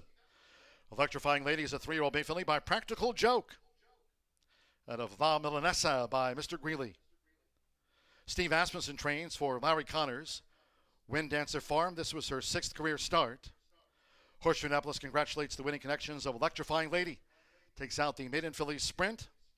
Andy and Rachel smiling for the Cody photo too.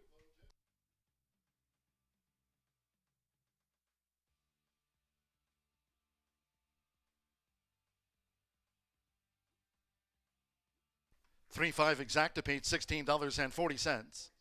10-cent superfecta, $4.71. Milady Sansa ran 4th. 50-cent pick 3, $54.15. 3-5-2, 50-cent trifecta, $15.15. 9-3 double, $97.80. $1 early pick 4, 4-4, $175. Results in on the 50-cent early pick 5. 5-5, $305.50. In the maiden filly sprint, 7 was a nod runner. Favorite, second, 6 ran, 110.59. Race 6 off the turf. Moved to the main track at 1 mile and 70 yards. Scratch 10, Ace of Cats, 12 Flowered, and 15, Sierra Empire. Scratch the 10, 12, and the number 15. 6 Sweet Heat, the jockey Marcelino Pedrosa Jr. on 6 Sweet Heat. Exacta trifecta superfecta, 10-cent pentafecta, double pick 3. Post time will be in 22 minutes at 4:53.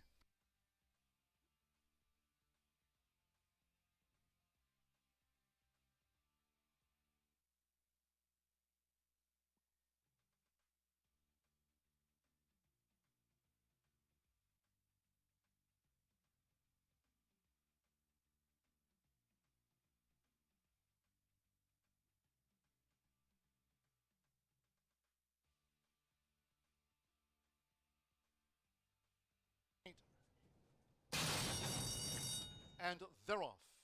Sharp start for Sia Wouldn't Wanna Be. There's Electrifying Lady toward the inside. Here's Malibu Muse. And right there is Heart of Stone with early interest. It's Malibu Muse. Heart of Stone, Electrifying Lady between them. Heart of Stone to the top for Joseph Romero and dashes away by 2.5. Electrifying Ladies in the purple cap. To the inside is Malibu Muse. 3/4 length to Sia Wouldn't Wanna Be, who's 4th going past the half-mile pole. Then Lady Dixie and Milady Sansa trails the maiden filly sprint. The quarter 22.09 seconds. Heart of Stone blazing the trail at 18-1, just inside 3 furlongs from home. Heart of Stone leads here by 2 to Electrifying Lady, who pursues for Keith Asmussen. Sia Wanna Be coming up now for Florent Giroux. As these fillies line up past the quarter pole, Malibu Muse. Milady Sansa is the wide out. Lady Dixie is the final filly. Electrifying Lady leads into the stretch half mile, 45.14 seconds. Electrifying Lady. Malibu Muse tries to gauge up the inside with 1 furlong to go. Sia Wanna Be charging on the outside. Electrifying Ladies in the middle. Sia Wanna Be. Malibu Muse is back to 3rd. Milady Sansa 4th. Electrifying Lady for Keith Asmussen. Electrifying Lady holds. Sia Wanna Be. Won by just inside a neck.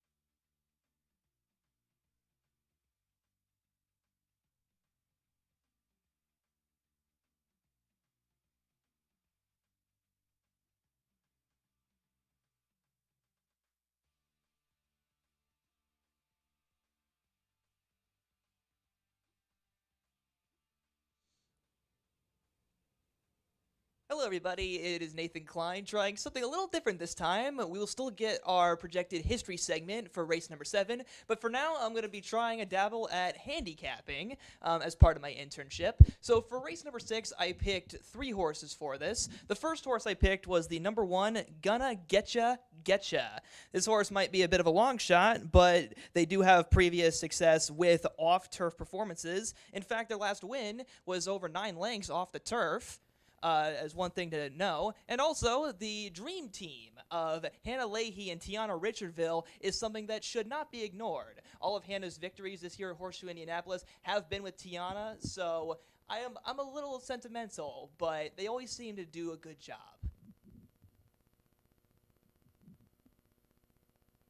For number 3, my second pick will be the number 3 horse, that is Second Exchange. One of the more experienced horses in this field, but experience and age isn't always a disqualifier. I would say that Second Exchange is a horse that is still full life. In fact, their last performance was an off-turf race at Belterra Park, where they did end up finishing second, so this is kind of the perfect sort of continuation for them. Even with bigger competition and even with main track stuff, they still have been a consistent horse at the age of 8. A real war horse that I got to admire, with 8 wins, 9 seconds, and 10 thirds. Something that you can always kind of rely upon, especially if you want to play around with this with, say, maybe a favorite or something.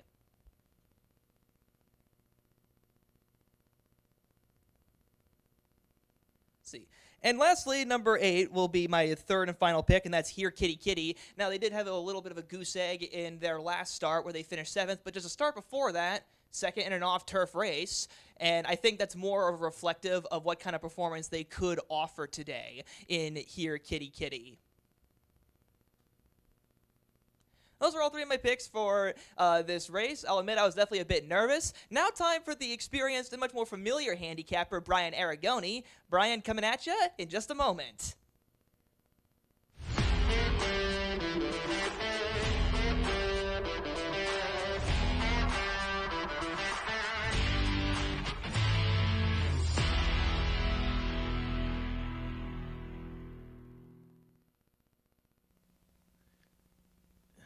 Great work by Nathan Klein. We all got our start somewhere, and Horseshoe Indianapolis is lucky to have Nathan's many talents and services on display, and now he can say that he is handicapped on air, so a huge shout out to Nate, and certainly wish him the best of luck in all of his future endeavors, not only race calling but also his analysis as well, and I'll be cheering for the 1 and the 3. Best of luck to those top 2 selections of Nathan, but I happen to agree more so with his third pick in here. Here Kitty Kitty, the 5-year-old chestnut mare, gets Luis Contreras. We've seen him on the screen plenty today. He's going to enjoy his break back up in the home confines of Canada, up where he was a dominant rider up at Woodbine. We have certainly been appreciative of his services here at Horseshoe Indianapolis, where he's winning at about 15%. Here Kitty Kitty is a 2-time winner from 22 starts, and I'm willing to draw a line through that last race. On the turf, not necessarily where the kitty wants to play, and here Kitty Kitty has run very well on the dirt. In fact, is just a photo finish away from being a winner already on this year, in which they dueled from in between horses, a very uncomfortable position. They ultimately ended up winning the battle and losing the war, but it was a game effort here on June 7th. A race very similar to this one, and I think any performance similar to that one puts this one in the winner's circle. 7-2. DRF projection is kind of all over the board here, really indicating that this is truly a wide open race, and you can look at it one of 2 ways: a handicapper's nightmare, or because of the difficulty, you can get some true value in this race. It's not a race we're going to see a 1-5 shot or anything like that. I doubt we even see anyone odds on in here because it is such a wide open event. 7-2 on the top selection. The 11 is Calcery.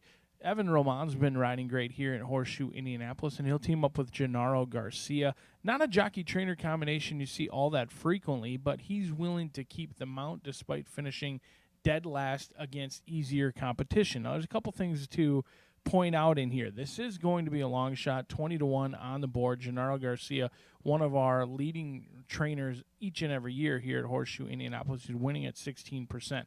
I like that a high percentage rider, stays with a high percentage trainer in here despite not necessarily getting the best result off of the layoff. Now they run in a protected spot. So they're doing the opposite of what you would expect off of a poor performance. They're actually running in a protected spot. They're originally going to try the turf course in here. So they're going to try 2 turns for the first time in their career. But that last race may be a little bit better than you might suggest. Even though they finished last, they did miss the break by many. And then shortly after missing the break, they ultimately rushed up and then flattened, which could be forgiven. So missed the break, rushed up, not the best race off of a layoff, but now they're going to stretch it out around 2 turns. And you've got connections that win races that are going to be a huge number, 22-1 in a wide open race. But Jay's Naughty Kitten off the also eligible list does draw in for Joe Davis as he owns and trains, and he'll get our leading rider Fernando de la Cruz aboard in here. The 3-time winner looking for his 4th victory in start number 19.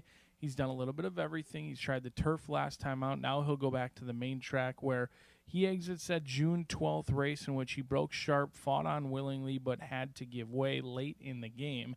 My problem was he went off at 10-1 that day. Today, I thought this may very well be your favorite. He's on the board right now at 5-1, but seeing as this is an awesome betting race, our favorite is 4-1. But you do get Joe Davis and Fernando de la Cruz. That is always a good sign, a jockey-trainer combination that is returning over $2 on your return on investment and also winning at 23%. They do have to work out a trip. They've got early speed, which is a good sign. However, they are breaking from the outside post, and that can be challenging going 1.70 miles because here at Horseshoe Indianapolis, that first turn does come up relatively quickly. I think this is a wide-open betting race. I think it's a great race for vertical players. And those horizontals, starting in pick 3, daily double, but the verticals with those trifectas, superfectas, pentafecta in this race as well. It's anyone's game. Right now, our favorite, 7-2, lukewarm fashion. I'm going to try and play against the projected favorite in Sweet Heat. Number 6 projected to go off favored. We'll see how it shakes out. 6 minutes away from the 6 at the shoe.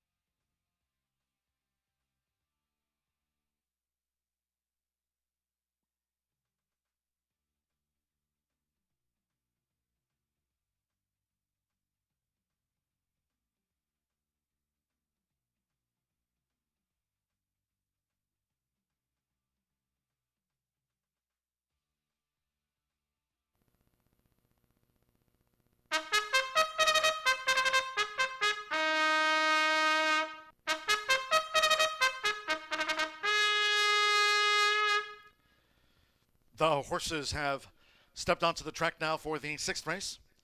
This is one of those taken off the turf course. Race 6 on the main track fast at Bum Island, 70 yards, a field of 12. Scratch the 10 Ace of Cats, 12 Flowered, and 15 Sierra Empire. 13 Jay's Noted Kitten, 14 Tiny Express, they draw in. Scratch 10, 12, and the number 15. 6 Sweet Heat, jockey change to Marcelino Pedrosa Jr. Marcelino Pedrosa Jr. is on number 6, Sweet Heat. Exacta, Trifecta, Superfecta. The 10-cent Grand High 5 Pentafecta wagering featured here on the distaff. Double pick 3. 2 minutes to post time. Start drawing near.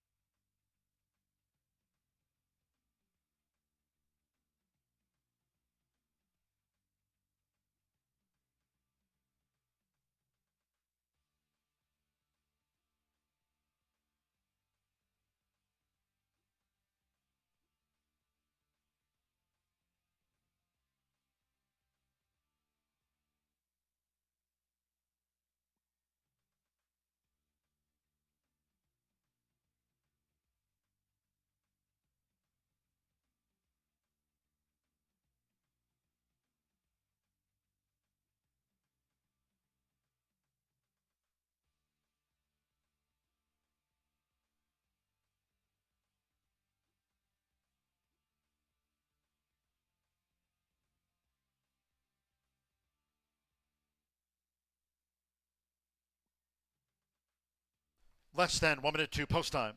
Less than 1 minute.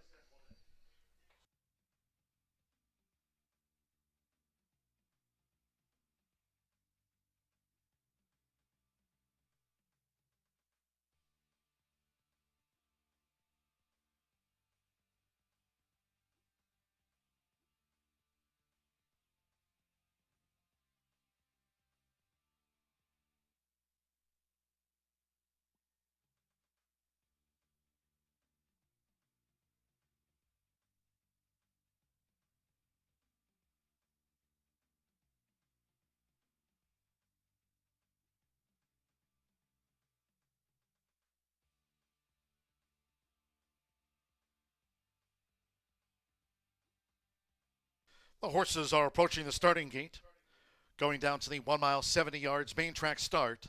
Fast track here at Horseshoe Indianapolis.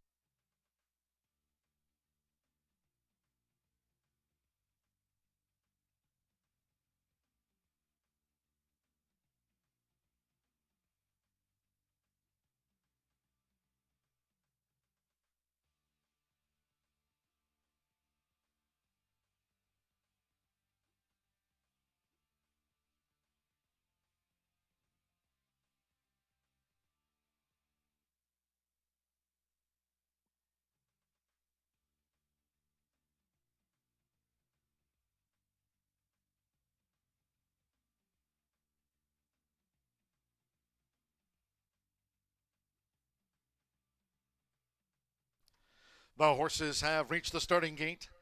It is now post time. They're going in. Gonna getcha, Hannah Leahy. Red Hot Justice. Joe Ramos has a win on the day. Samer Bermudez with Sarah Smiles. Luis Contreras with Here Kitty Kitty. Up and in.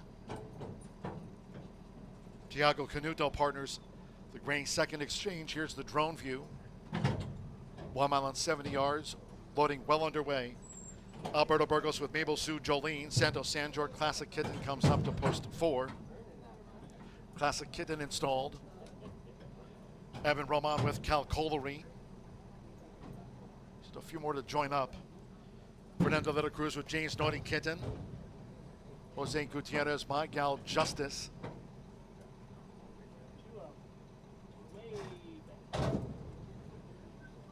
Two out, call given. Marcelino Pedroza Jr., Sweet Heat in the maroon. At 1 mile and 70 yards. More sun than clouds at this hour. Fast track. One more. Tiny Express, Rodney Prescott. He's second all time, winning as jockey here. Tiny Express to complete the 12. They're in the gate. They're off. Classic Kitten broke sharp. Sarah Smiles, gonna getcha, settles through the field, and there's Tiny Express. Up and after the lead for Rodney Prescott. Tiny Express crosses over in front of Rivals. Those Rivals being led by Jay's Naughty Kitten with Here Kitty Kitty. Sweet Heat got caught in traffic. My Gal Justice near the inside parts of the track, and Calcolery is posted wide. Then Sarah Smiles, gonna getcha, Mabel Sue Jolene. After a sharp start, Classic Kitten has drifted back through the field running in 10th. Red Hot Justice is 11th. And Second Exchange trails the Phillies Mares dozen. 23.92 for the first couple of furlongs. Tiny Express. Tiny Express is a 3.5 length leader from Jay's Naughty Kitten, who's running second by a length. Then comes Calcolery vying for third with Here Kitty Kitty near the inside parts of the track. It's a break of 5 more to Sweet Heat with My Gal Justice. Sarah Smiles, gonna getcha, Classic Kitten, Mabel Sue Jolene. Red Hot Justice being ridden to gain well over a half mile from home, and Second Exchange remains 12th. Half mile for Tiny Express, 47.54 seconds. They enter the far turn. 11 Rivals aiming for Tiny Express. Looking to lead all the way here for Rodney Prescott. Inside 3 furlongs to go. It's Tiny Express as Jay's Naughty Kitten is now narrowing the margin for Fernando de la Cruz with Here Kitty Kitty running in third. Gonna getcha's coming with a run. Gonna getcha has the orange sleeves on the far outside. Jay's Naughty Kitten has taken the lead at the turn-in. 3/4, 1 minute 13.13 seconds. Jay's Naughty Kitten going for it. from Tiny Express toward the inside. Jay's Naughty Kitten. Tiny Express. Here, kitty, kitty. Gonna get you steady headway. Sarah Smiles in the white silks. And then Red Hot Justice and Classic Kitten over here on the stand side rail. They swarm inside the final 16th. Sarah Smiles is moving up. Here, kitty, kitty. Gonna get you. Here, kitty, kitty. Here, kitty, kitty. Hit it with Sarah Smiles and Gonna get you. Blanket photo finish. Red Hot Justice, Classic Kitten. Jay's Naughty Kitten dropped away late. Then second exchange and the early leader, Tiny Express, also flattened out in the home run. Photo finish. It's up to the judges.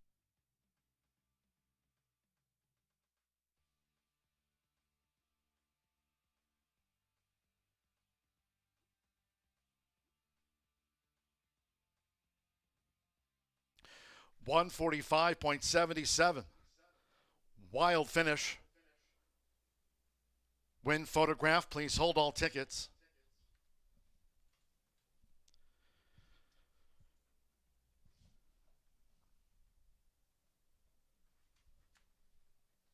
Red Hot Justice will be back in fourth. Photo among three. 145.77. Up comes the slow-mo. Again, this is a win photograph. It's in the judges' hands. Three-way thriller. Short head will be the winner's margin. We'll stand by for judges' confirmation after a win photograph.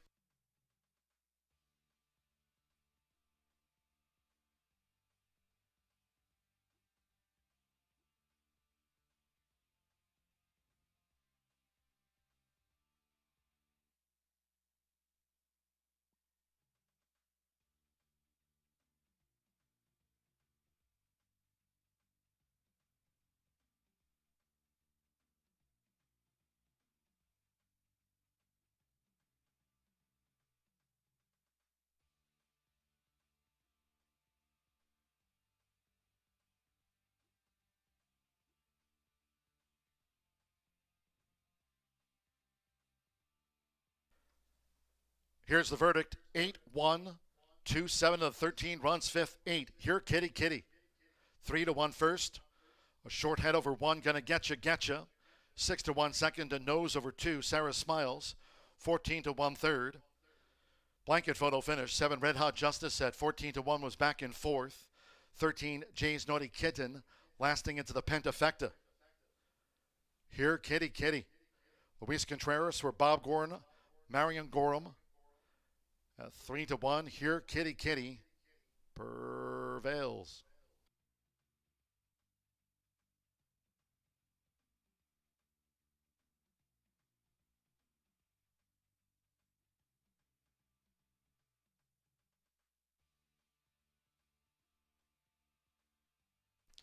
And the Murphy Trailer Sales winner circle the 8. Here, kitty, kitty under the veteran's hands. Luis Contreras gets the verdict.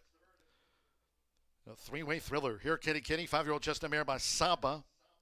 At a shield by Rahi. Trained by Bob Gorham. Marion Gorham owns the now 3-time winner. Horseshoe Indianapolis congratulates the winning connections. Here, kitty, kitty. It's official.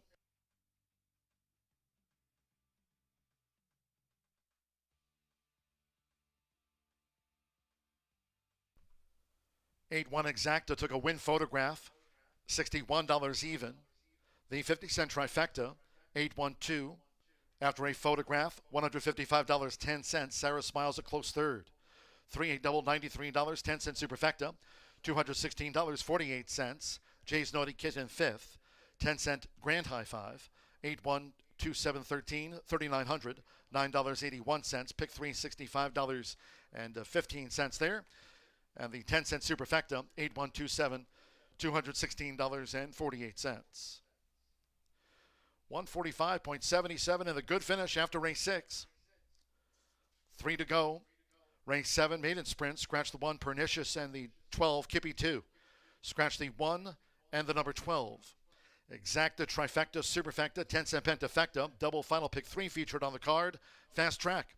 Post time will be 5:27. Again, just to remind all of our Horseshoe Indianapolis faithful, no live racing here on Friday.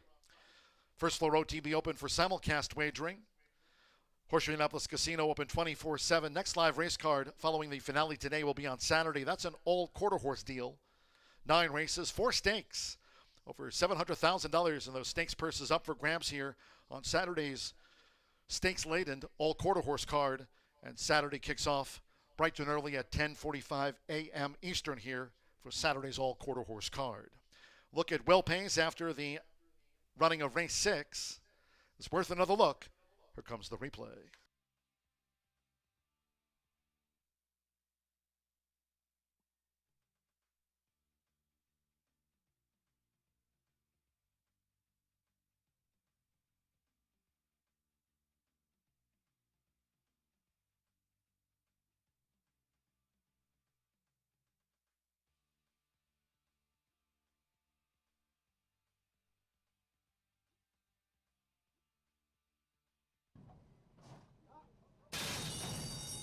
They're off.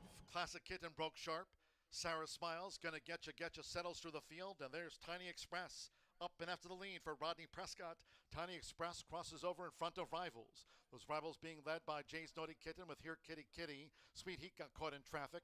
My Gal Justice near the inside parts of the track, and Calcolery is posted wide. Then Sarah Smiles, gonna getcha, Mabel Sue Jolene. After a sharp start, Classic Kitten has drifted back through the field running in 10th.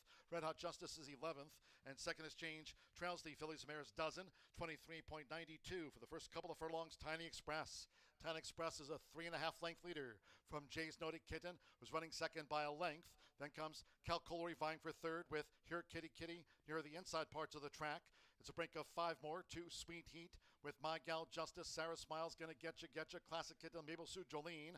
Red Hot Justice being ridden to gain well over a half mile from home, and Second Exchange remains 12th.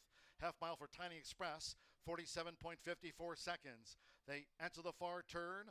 11 Rivals aiming for Tiny Express.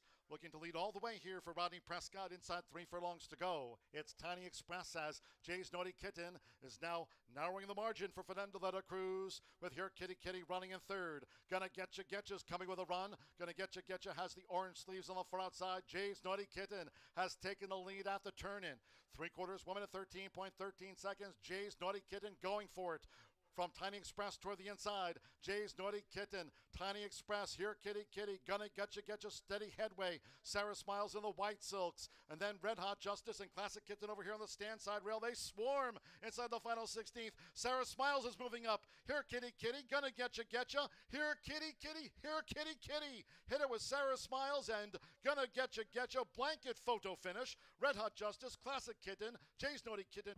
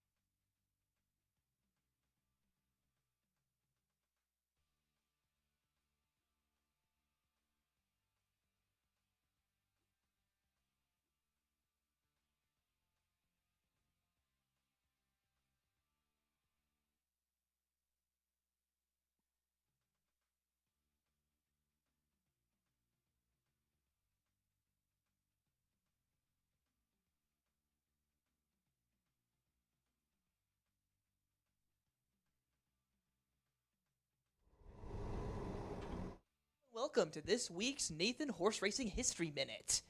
Do you ever feel like the horses you bet always come in second? In the 1970s, New York bettors were plagued by a horse who was always so close to winning, but not quite. His name was Jacques Who.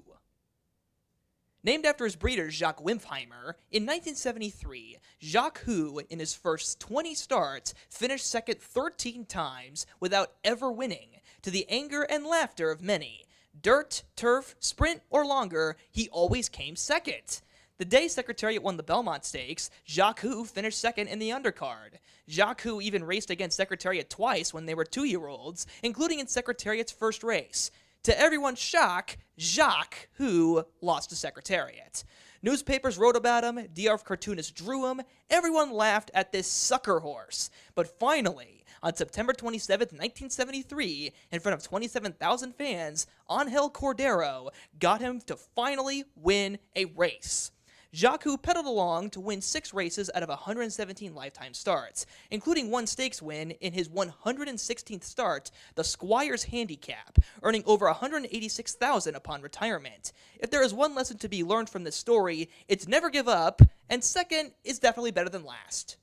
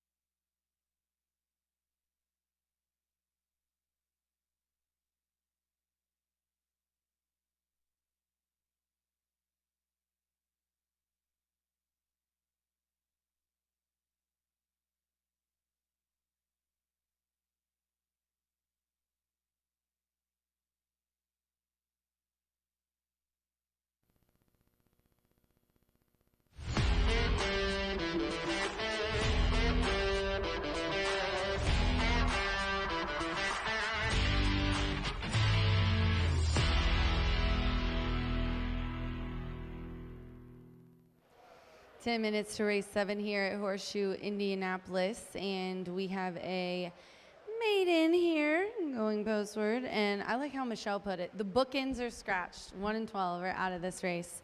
A 5.5 furlong dirt race for Indiana bred maidens. This is a tough one, guys. The 3, is a first-time starter, so even though it's 3-2 right now, there's a lot of different angles here, but I do love the 3. It's my top selection. Air Up There. This is a 3-year-old filly by Matoli and owned by some of my favorite people, 514 Racing LLC, Matt Kowski. This one is bred by our top breeders in the country, Deanne and Greg Bayer, as well as Julie Rini, and trained by Tim Eggleston. Andreu is up. So great connections, really nice breeding on this filly. They bought her at the OBS 2-year-old sale, and she's making her debut today off of a bullet work on June 20th. Now the dam, who is Set You Free, has 3 winners from 3 starters as well. So you got to go off what she looks like in the paddock, which woo-wee is all I have to say. She looks filled out. She looks healthy. She's just glistening. I know Jordan takes wonderful care of the horses. He's assistant trainer. You see there saddling her for Tim Eggleston. The bullet work from the gate jumps off the page. Another very nice and sharp gate work on May 13th, 47-3, 4 of 31. Just a lot of upside for her. Now she's gone to 8-5. And I'm going to go towards the outside, ladies and gentlemen, to the 9, which is 7-2 on the tote board. And the 9 is Rockin' Rockyo. Sippy is the trainer. Cipriano Contreras is the conditioner. A high percentage trainer. Sippy is 20% on the year. Second career race, which is the case here for this filly, 28%. He's 20% made in special weights, and he's 18% in sprints. Another Aaron West case. The last time I said they were high percentage in everything that applied to this, Aaron won and beat me, and I got third. So remember that when you're betting this race. The debut was June 26 at 6 furlongs. We're down a little bit to 5.5. She set a nice speed figure, especially for her first out, F71. Ended up fourth, beaten a little over 3. Vortex Express was in that race as well, which is the 4 here today, and was well bet, 4-1. I just think there's a lot of upside here for her at 9-2, 5-2. And then I'll go just to the inside of the 9 to the 8. The 8 is 13-1. So this is a little bit of a long shot, but I didn't know if it was going to be fast. I didn't know if it was what the weather was going to do today with all the rain we got this morning. But this horse has been close a couple times and has caught a good track or a sloppy track, an off track in the last 3 races that she's ran in.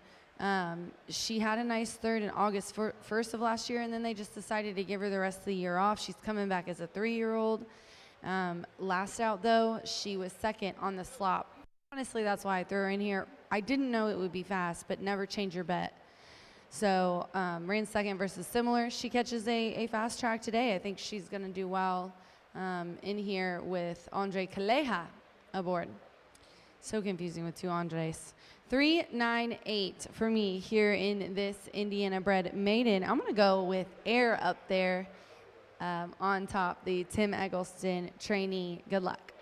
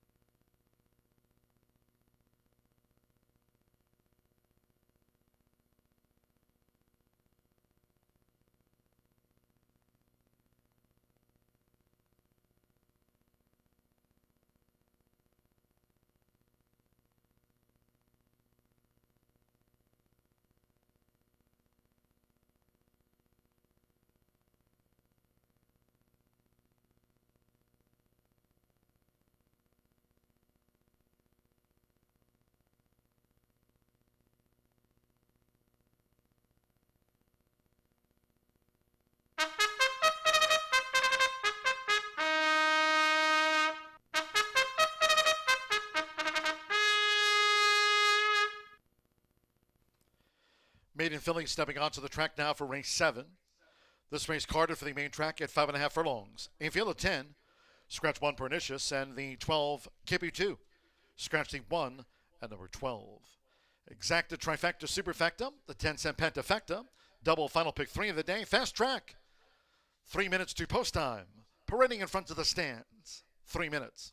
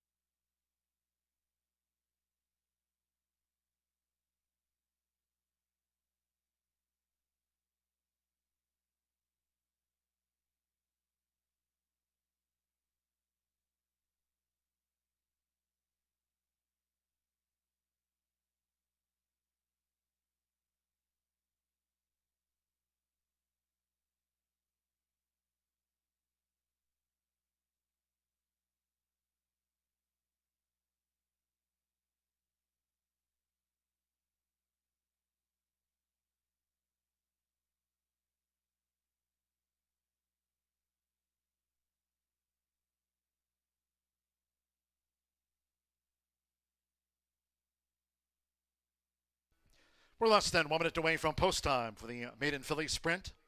Less than 1 minute.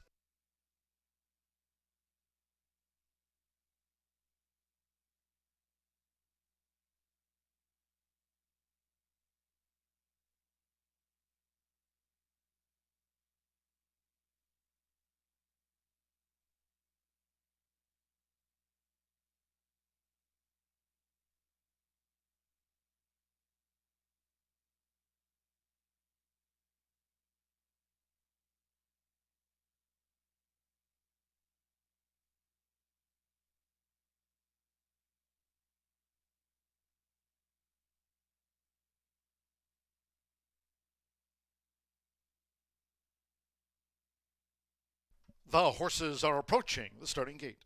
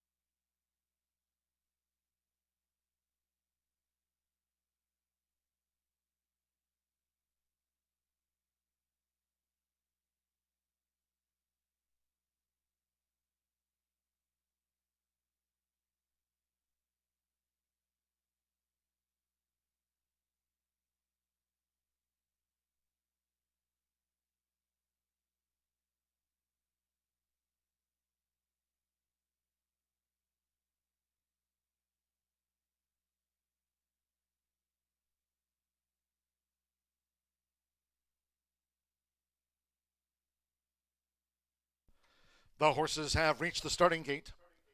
It is now post time. They're going in. Jaime Torres with this newcomer, theoretically. Alex Ajard with Michelin.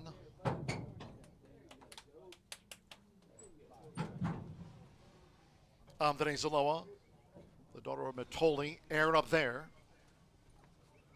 Andres Calle with no self-control. Went in okay. Air up there loaded. Arsenio Flacco with Vortex Express. Marcelino Pedrosa Jr. partners Rockin' Rocio. Tiago Canuto captured. Here's captured. She's another newcomer at 5.5 furlongs fast track. Joseph Romero with My Strong Heart. Just a couple of maiden fillies left to be installed. Rodney Prescott with a long winter's nap.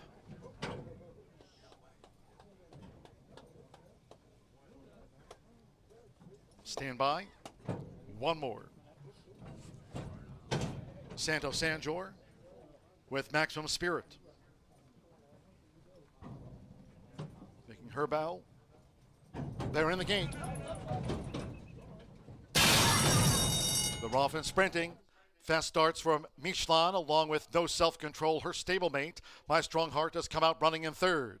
Then on the front side is Rockin' Rocio with a bid as they pack up in back of these leaders. Air up there comes through toward the rail. My Strong Heart is right there mixing it up. Rockin' Rocio fifth on the far outside. Vortex Express running in sixth. Along Winter's Nap is seventh as they go past the half-mile pole. Then it's a break of three more to Theoretically with toward the inside. Maximum Spirit, who's in the back half of the field as they round the far turn, and the first-time starter captured is dropped back toward last. Quarter 22.38 seconds. These maiden fillies coming toward the quarter pole. It's a toss-up. Rockin' Rocio is sweeping in company with No Self-Control. Michelin's right there in the red blinkers who vied and tries to battle on. Air up there comes through now to just lead them into the stretch. Vortex Express is coming with a bid as they come down toward the final furlong. It is Vortex Express who slips through now. Down to the final 16th. Air up there gives way. Michelin gives way. Here's Rockin' Rocio who's battling Vortex Express as they come down to the finish. Arcelio Flacco and Vortex Express prevails over Rockin' Rocio. Michelin was third. Air up there fourth. Then Theoretically next.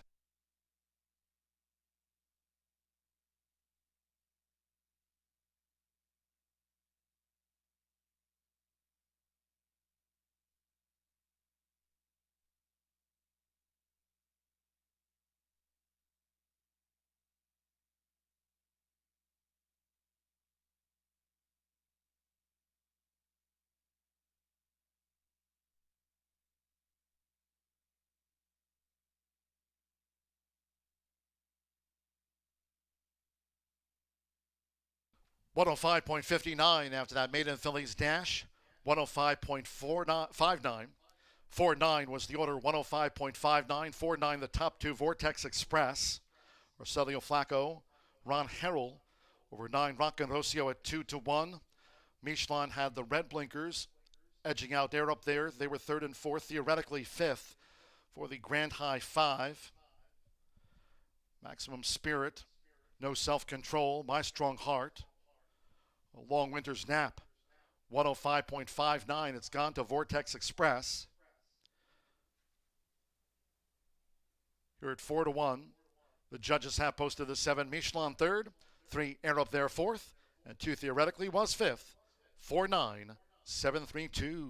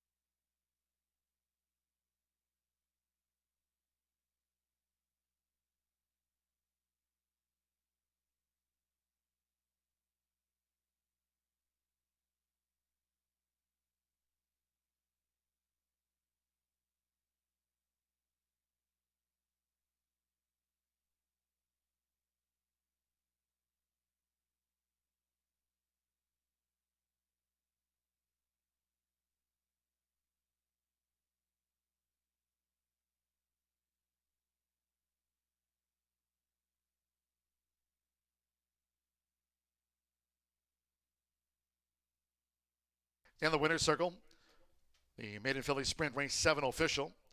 Here's the 4 Vortex Express with Rogelio Flacco. Vortex Express is a 3-year-old chestnut filly by Bucaro and a Polar Vortex by Johar. Ron Harrell trains for Vortex Racing LLC of Brian, Aaron, Reed, and Keith Wexler. Horseshoe Indianapolis congratulates the winning connections. Vortex Express out to the maiden fillies ranks. 105.59 seconds. The 10-cent Pentafecta, $155.81, theoretically ran fifth, making her bow. Full results in 4-9 exacta, 45.20. 50-cent trifecta, 55.40. 8-4 double, 49.20. The 10-cent superfecta, $45 and change. Air Up There ran fourth, theoretically was fifth. 50-cent pick 3 on races 5, 6, and 7. The payout, $82.95. 1 and the 12 of the non-runners. 10 faces the starter. Maiden fillies dash 105.59 after the running of race 7. Race 8 is next on the docket. Nathan Klein to call the final 2 here. Race 8 over the main track, mile and a 16 fast track. Scratch 5 front cover and take out the 9 Castle Magic. Scratch the 5 and 9 in the 9th. The quarter horse maiden dash to close us out over the 3:30 fast track no wind. In the finale, scratch the also eligibles. 11 You Drive Baby, 12 Jet Black Candy, 13 Heat Secret Rocks, and 14 LB Mr. Corona at happy hour. Scratch the also eligibles, 11 through the number 14. Race 8, 103 off the turf. Fast main track, exacta, trifecta, superfecta, the 10-cent pentafecta. We start our final double of the day. Post time will be at the top of the hour once again to call the final 2 here on the Horseshoe Indianapolis card. Joining us for part of this summer was University of Arizona racetrack industry intern Nathan Klein. He did the history segment. He did some handicapping too.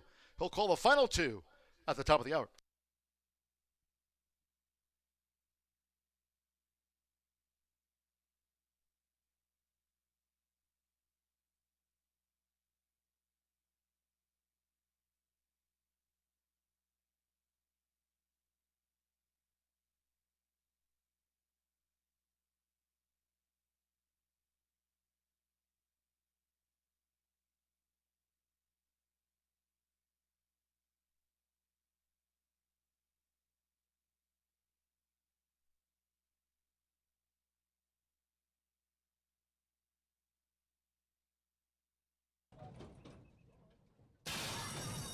They're off and sprinting.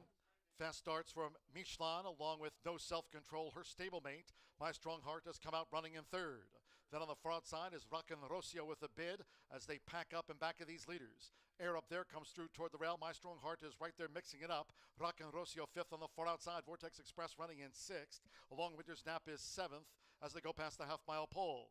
Then it's a break of three more to Theoretically with toward the inside.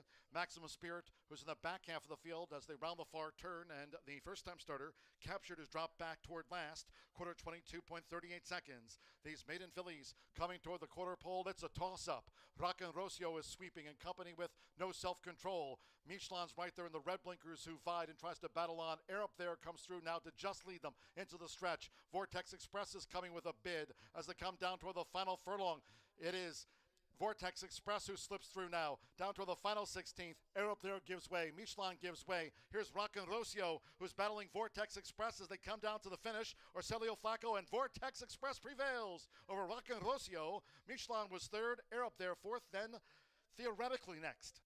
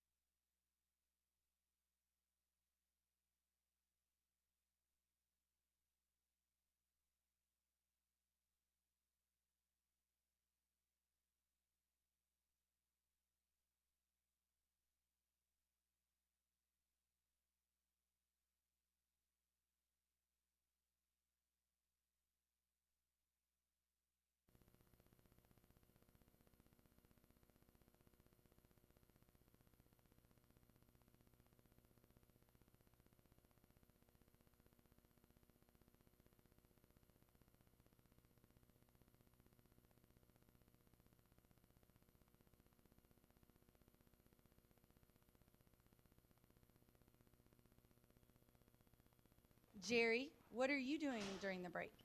I am going to go camping at Yellowwood Lake. They have a 10-mile trail that I'm going to camp along the way for 3 days. You're gonna stay here, or are you gonna go home? Oh, yeah, I go home. I going to Canada. I going to Toronto. See the family? Yeah, see the family. Awesome. Yeah, visit friends. Aaron, where are you going next week for the break? Spending time with the family barrel racing. She's good. Yep. Good luck for her. I love watching your videos. Tony Montana. What are you doing during the break? I will be flying to California to go see my new grandbaby. Oh, yeah. Faith is there with her right now, his wife. Yep, Amelia Elizabeth Norman will be born probably on Sunday. Woohoo! Yay. Well, congratulations, granddaddy. Well, I still have to work here in the mornings during training, and then after that, my son has a couple golf-related tournament things going on. So other than that, that's about it. But still have the morning duties, even though there's no racing. I know a lot of people don't realize we still have to work even when there's a break. Exactly. So we still, I think the training hours are the same. So I'll still here in the mornings, and then hang out a little bit in the afternoon, but just kind of try to find something to do. Have fun golfing. Thank you.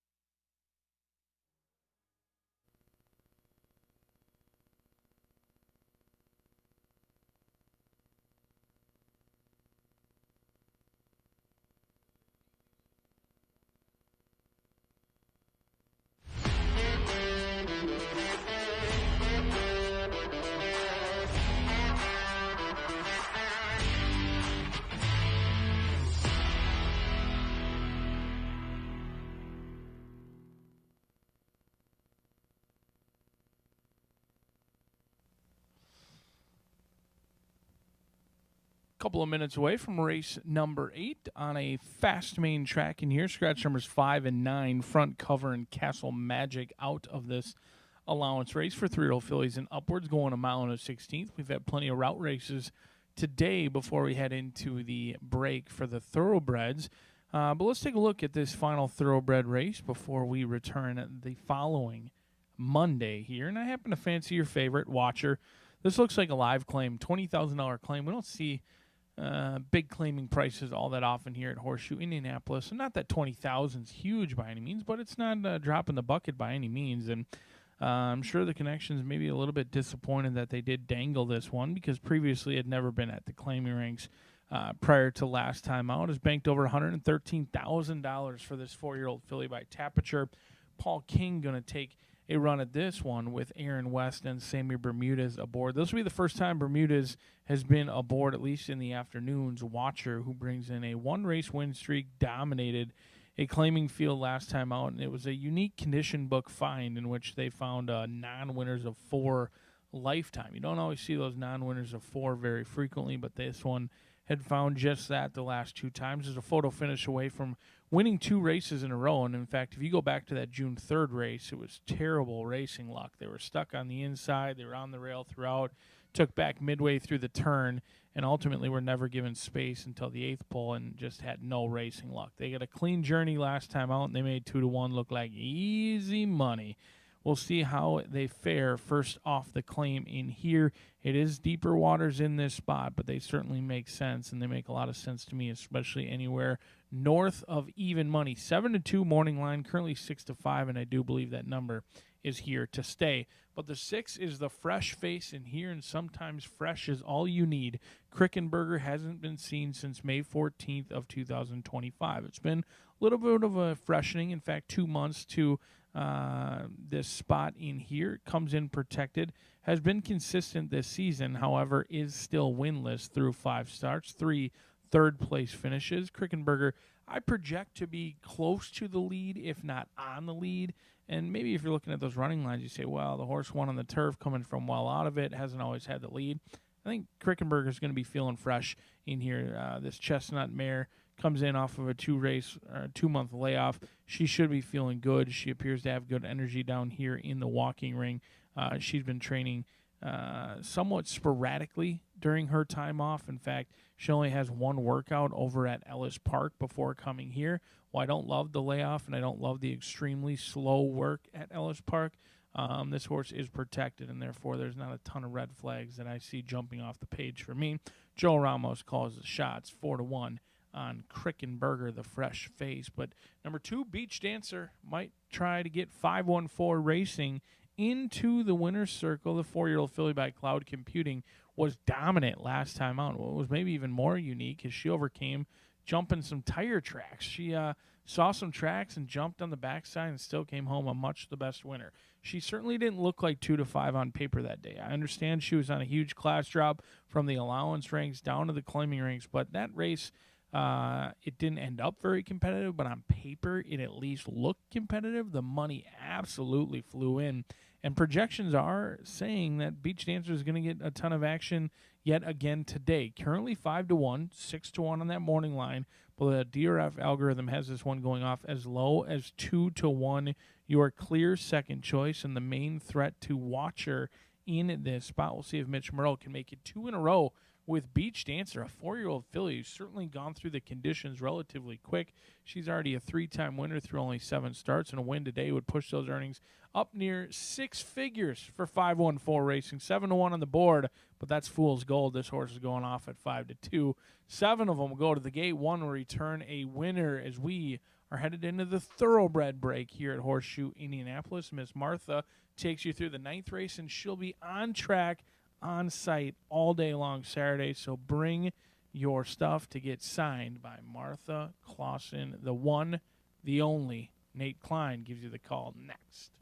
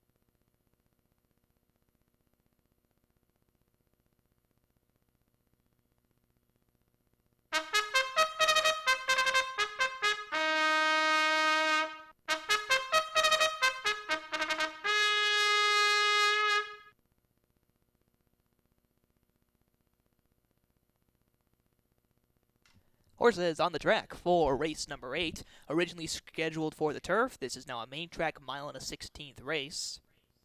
Scratch the 5 front cover and scratch the 9 Castle Magic. We have a field of 7 in here today, main track 1.16. Good luck.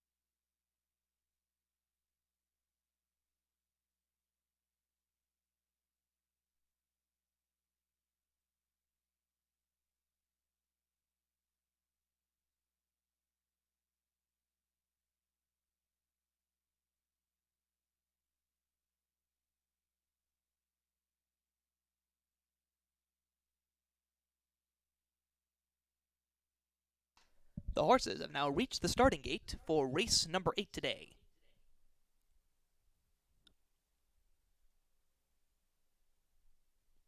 Commencing our lineup, Gio's Baby Girl, number 1, Lila B,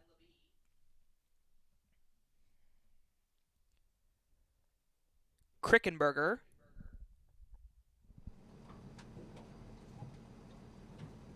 Beach Dancer gets coaxed into the starting gate, Jack Summer, Cam's Rockin' Gold, and the only horse left to load after that will be your 6-5 post-time favorite, Watcher. In goes Cam's Rockin' Gold. Watcher going in to complete our lineup today for our final thoroughbred race. Online. And we're off and racing.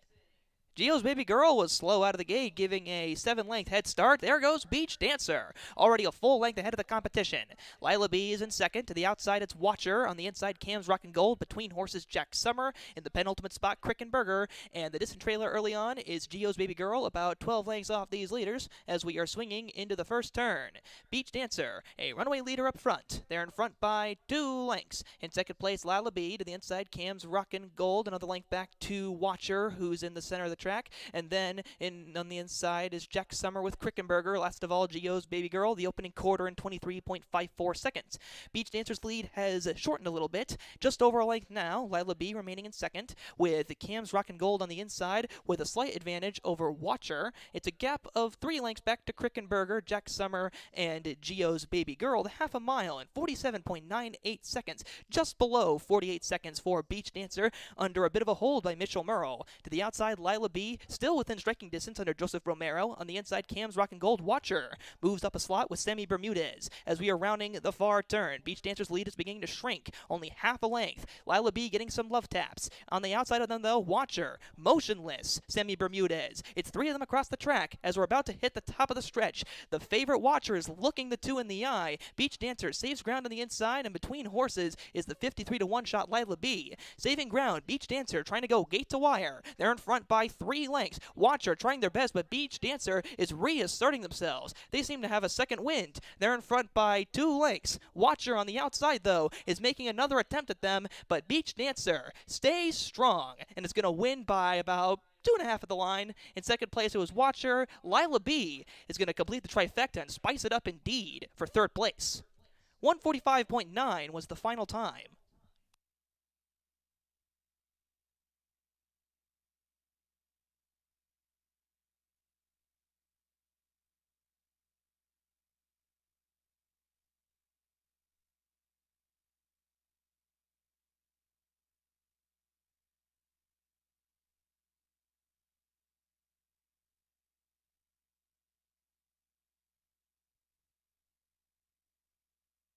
Unofficial Pentafecta, your winner number 2, Beach Dancer. Second, number 8, Watcher. Third, number 4, Lila B. Fourth, number 1, Gio's Baby Girl. And fifth, number 3, Cam's Rockin' Gold. 28413 was the unofficial Pentafecta for today's last thoroughbred race, race number 8.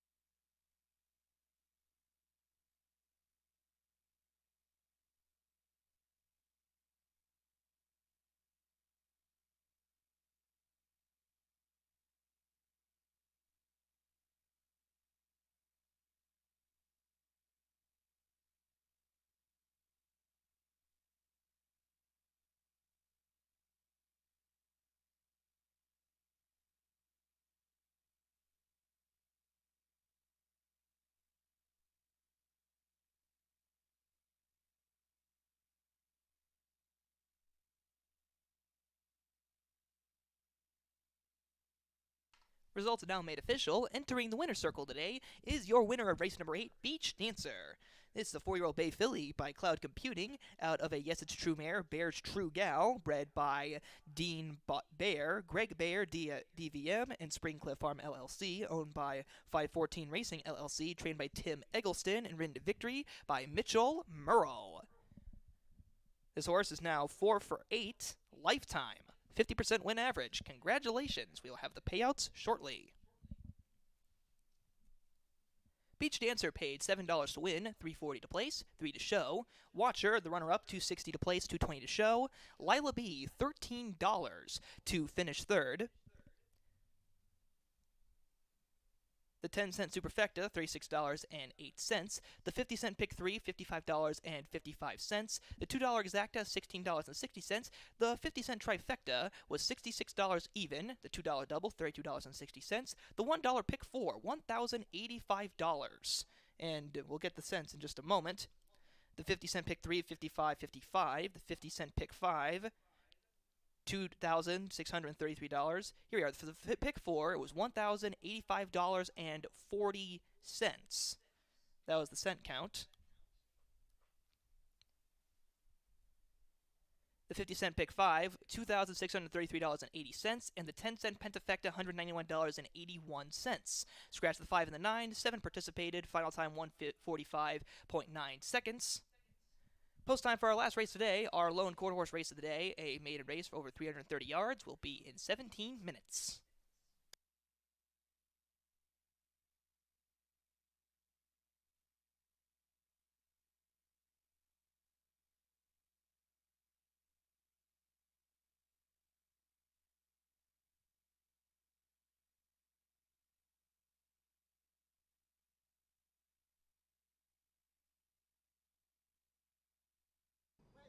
Online.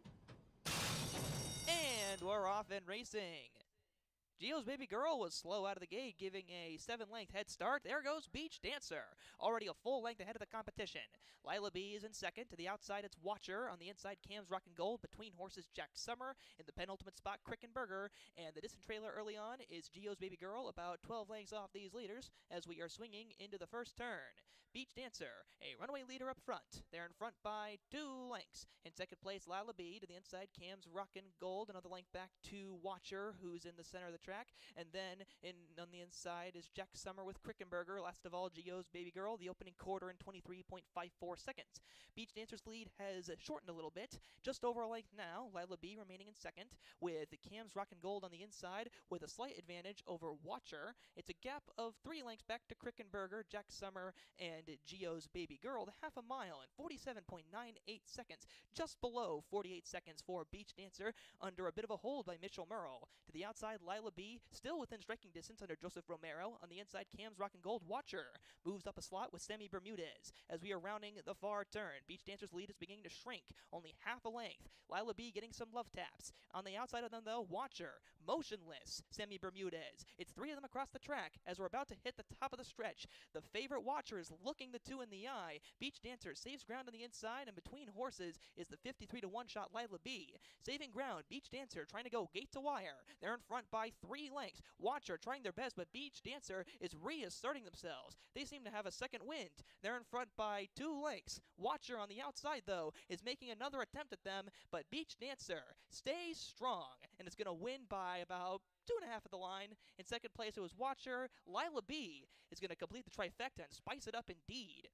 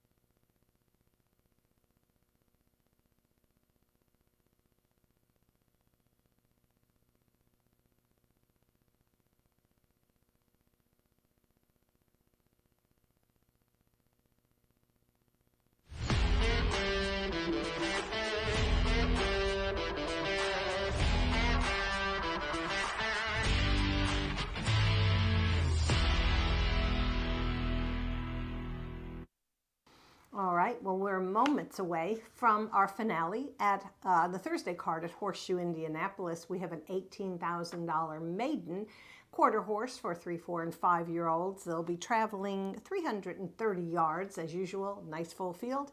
Means possibly some good payouts here as we conclude our live racing week until Saturday, which is our all quarter horse day. All right, well, let's go to the paddock and take a look at a few of my top choices. I'm going to begin with number 5, Bougie Blood, who's making her third start of the meet for very high percentage conditioner Ricardo Martinez. He's 50% in the money so far this season, and he'll have a whole bunch of really good horses in Saturday's all quarter horse day. All right, so this is a filly by Apolitical Blood. She qualified for that race on May 31st, that 30,000 maiden classic. Turned out to be pretty formful. A lot of horses have advanced from that and done very well, and I expect the same for this filly. Of course, she'll reunite with jockey Martin Munoz, and this is John Wolpert's homebred. I think she's going to appreciate the drop back to this level. Next up, how about number 2? You Talking About Me returns for conditioner Jesse Vasquez off 2 solid runner-up finishes at Horseshoe Indy. Now, Jesse's husband, Giovanni Vasquez Gomez, is going to ride the son of graded stakes winner Big Lou. My opinion is this Big Lou is much better as a 3-year-old than he was as a juvenile. And so I think you're going to see the same progression from this gelding. It's bred and owned by Diane Bennett. And I think the improved effort on June 5th over the sloppy track showed that this gelding is moving in the right direction.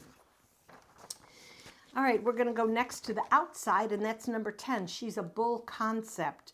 Ran 5th in her first start of her 3-year-old campaign for leading quarter horse conditioner Tim Eggleston and jockey Eduardo Diaz. This filly broke well but failed to maintain the straight path as she neared the finish line, or she would have done a little bit better. She's sired by Brimstone, qualified for the 2023 Gordon Mobley Futurity, major futurity. It was run 1 year ago, so it shows that she has some back class. I think she's going to move forward off her second start of the layoff. And remember, I think she finished her season last year in October, so it's a pretty lengthy layoff. I think she's going to do much better today. And I'll round up my top 4 with number 6, Sia, Don't Wanna Be Ya, who finished on the board in both of the races so far this meet for conditioner Ron Raper. This is a 3-year-old gelding by Coronado Cartel, posted his top speed index in his most recent out, which was 300-yard maiden on June 24th. Some horses just need time to develop, and they do their best running as 3- and 4-year-olds. And I think this particular horse fit the mold because I don't expect him off the board today. And Francisco Quintero has picked up several mounts for Ron Raper, and they seem to be doing pretty well together.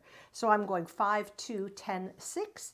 In our finale, would like to say that if you want to play our wonderful 10-cent superfecta, I would consider adding number 1, and that's Wagon Run, also trained by Tim Eggleston, 4-year-old by Wagon Tails. He's completed the superfecta.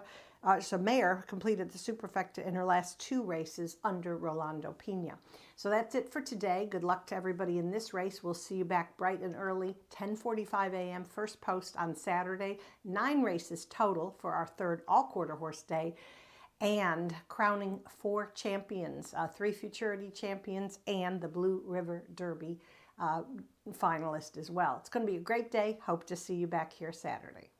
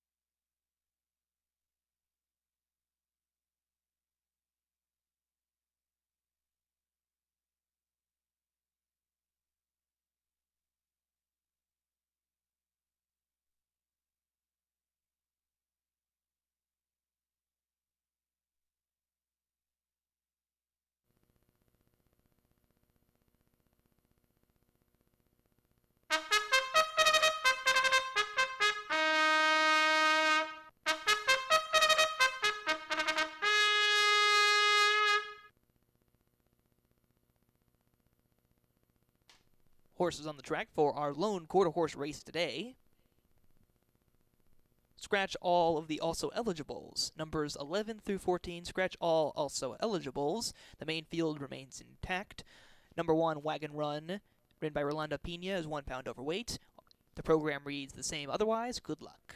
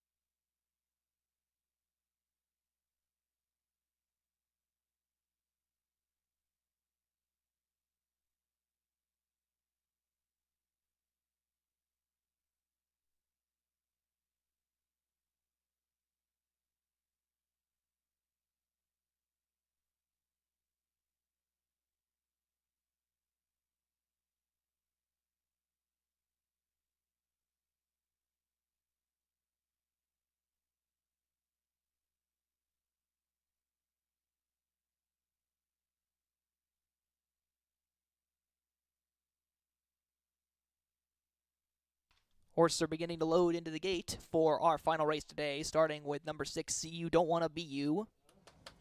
We got 9 more left to load.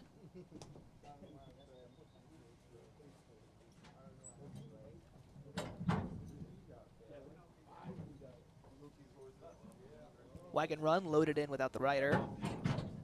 You Talking About Me.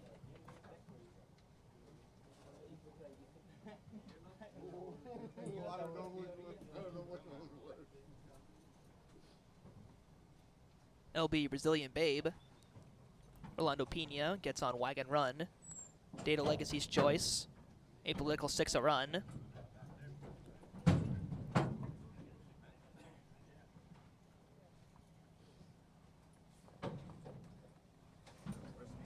Next in line, go LF Curly Secret.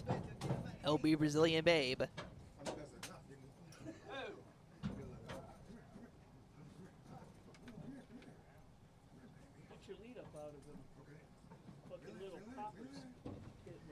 Two more to complete the line. Those are Bougie Blood and your post-time favorite, She's a Bull Concept.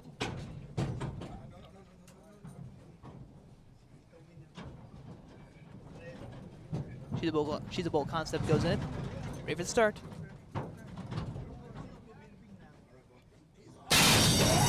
And we're off in the finale today at Horseshoe Indianapolis. Wagon Run hopped out of the gate like a rabbit. In front, there goes You Talking About Me. In the center of the track, See You Don't Want to Be You. On the far outside, here goes She's a Bull Concept, who's bulldozing forward. On the inside of them, it is See You Don't Want to Be You, along with You Talking About Me. See You Don't Want to Be You. Repel She's a Bull Concept, and You Talking About Me at the line.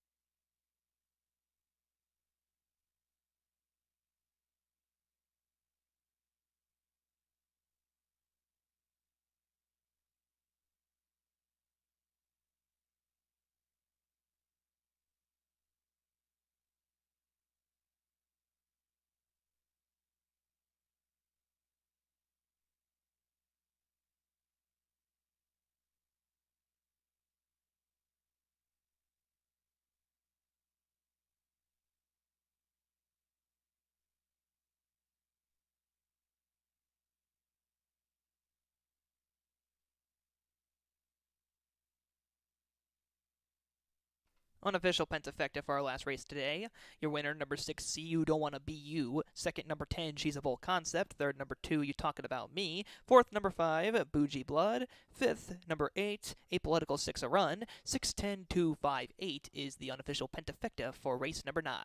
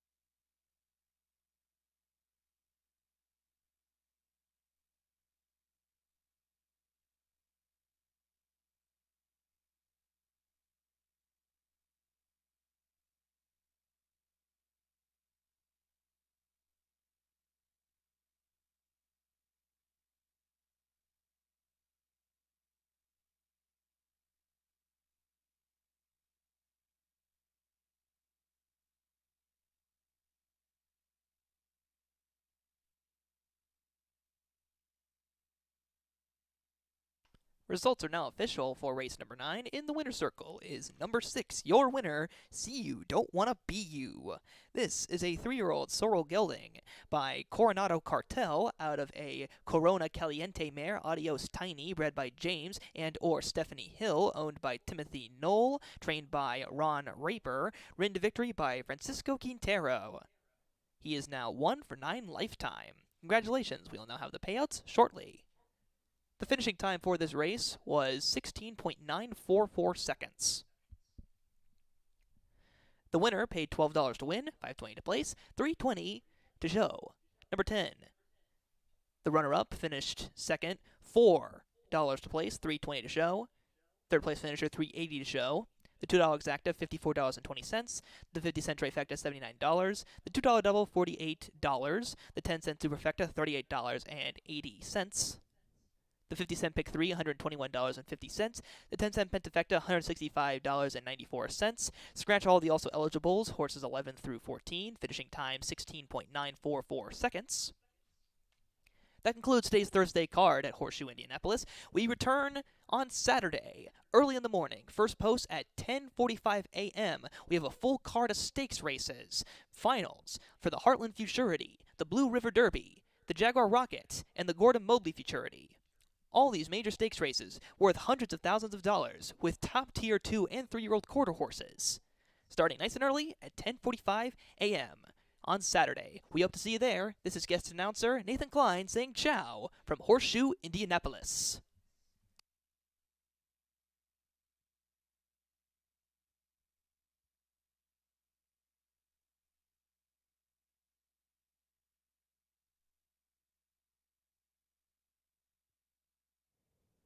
Results are in for today's Exactamundo final.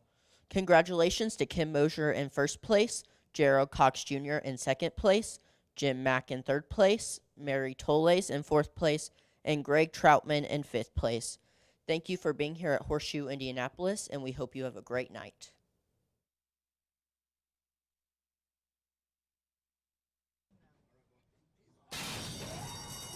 We're off in the finale today at Horseshoe Indianapolis. Wagon Run hopped out of the gate like a rabbit. In front, there goes You Talking About Me. In the center of the track, See You Don't Want to Be You. On the far outside, here goes She's a Bull Concept, who's bulldozing forward. On the inside of them, it is See You Don't Want to Be You, along with You Talking About Me. See You Don't Want to Be You. Repel, She's a Bull Concept. And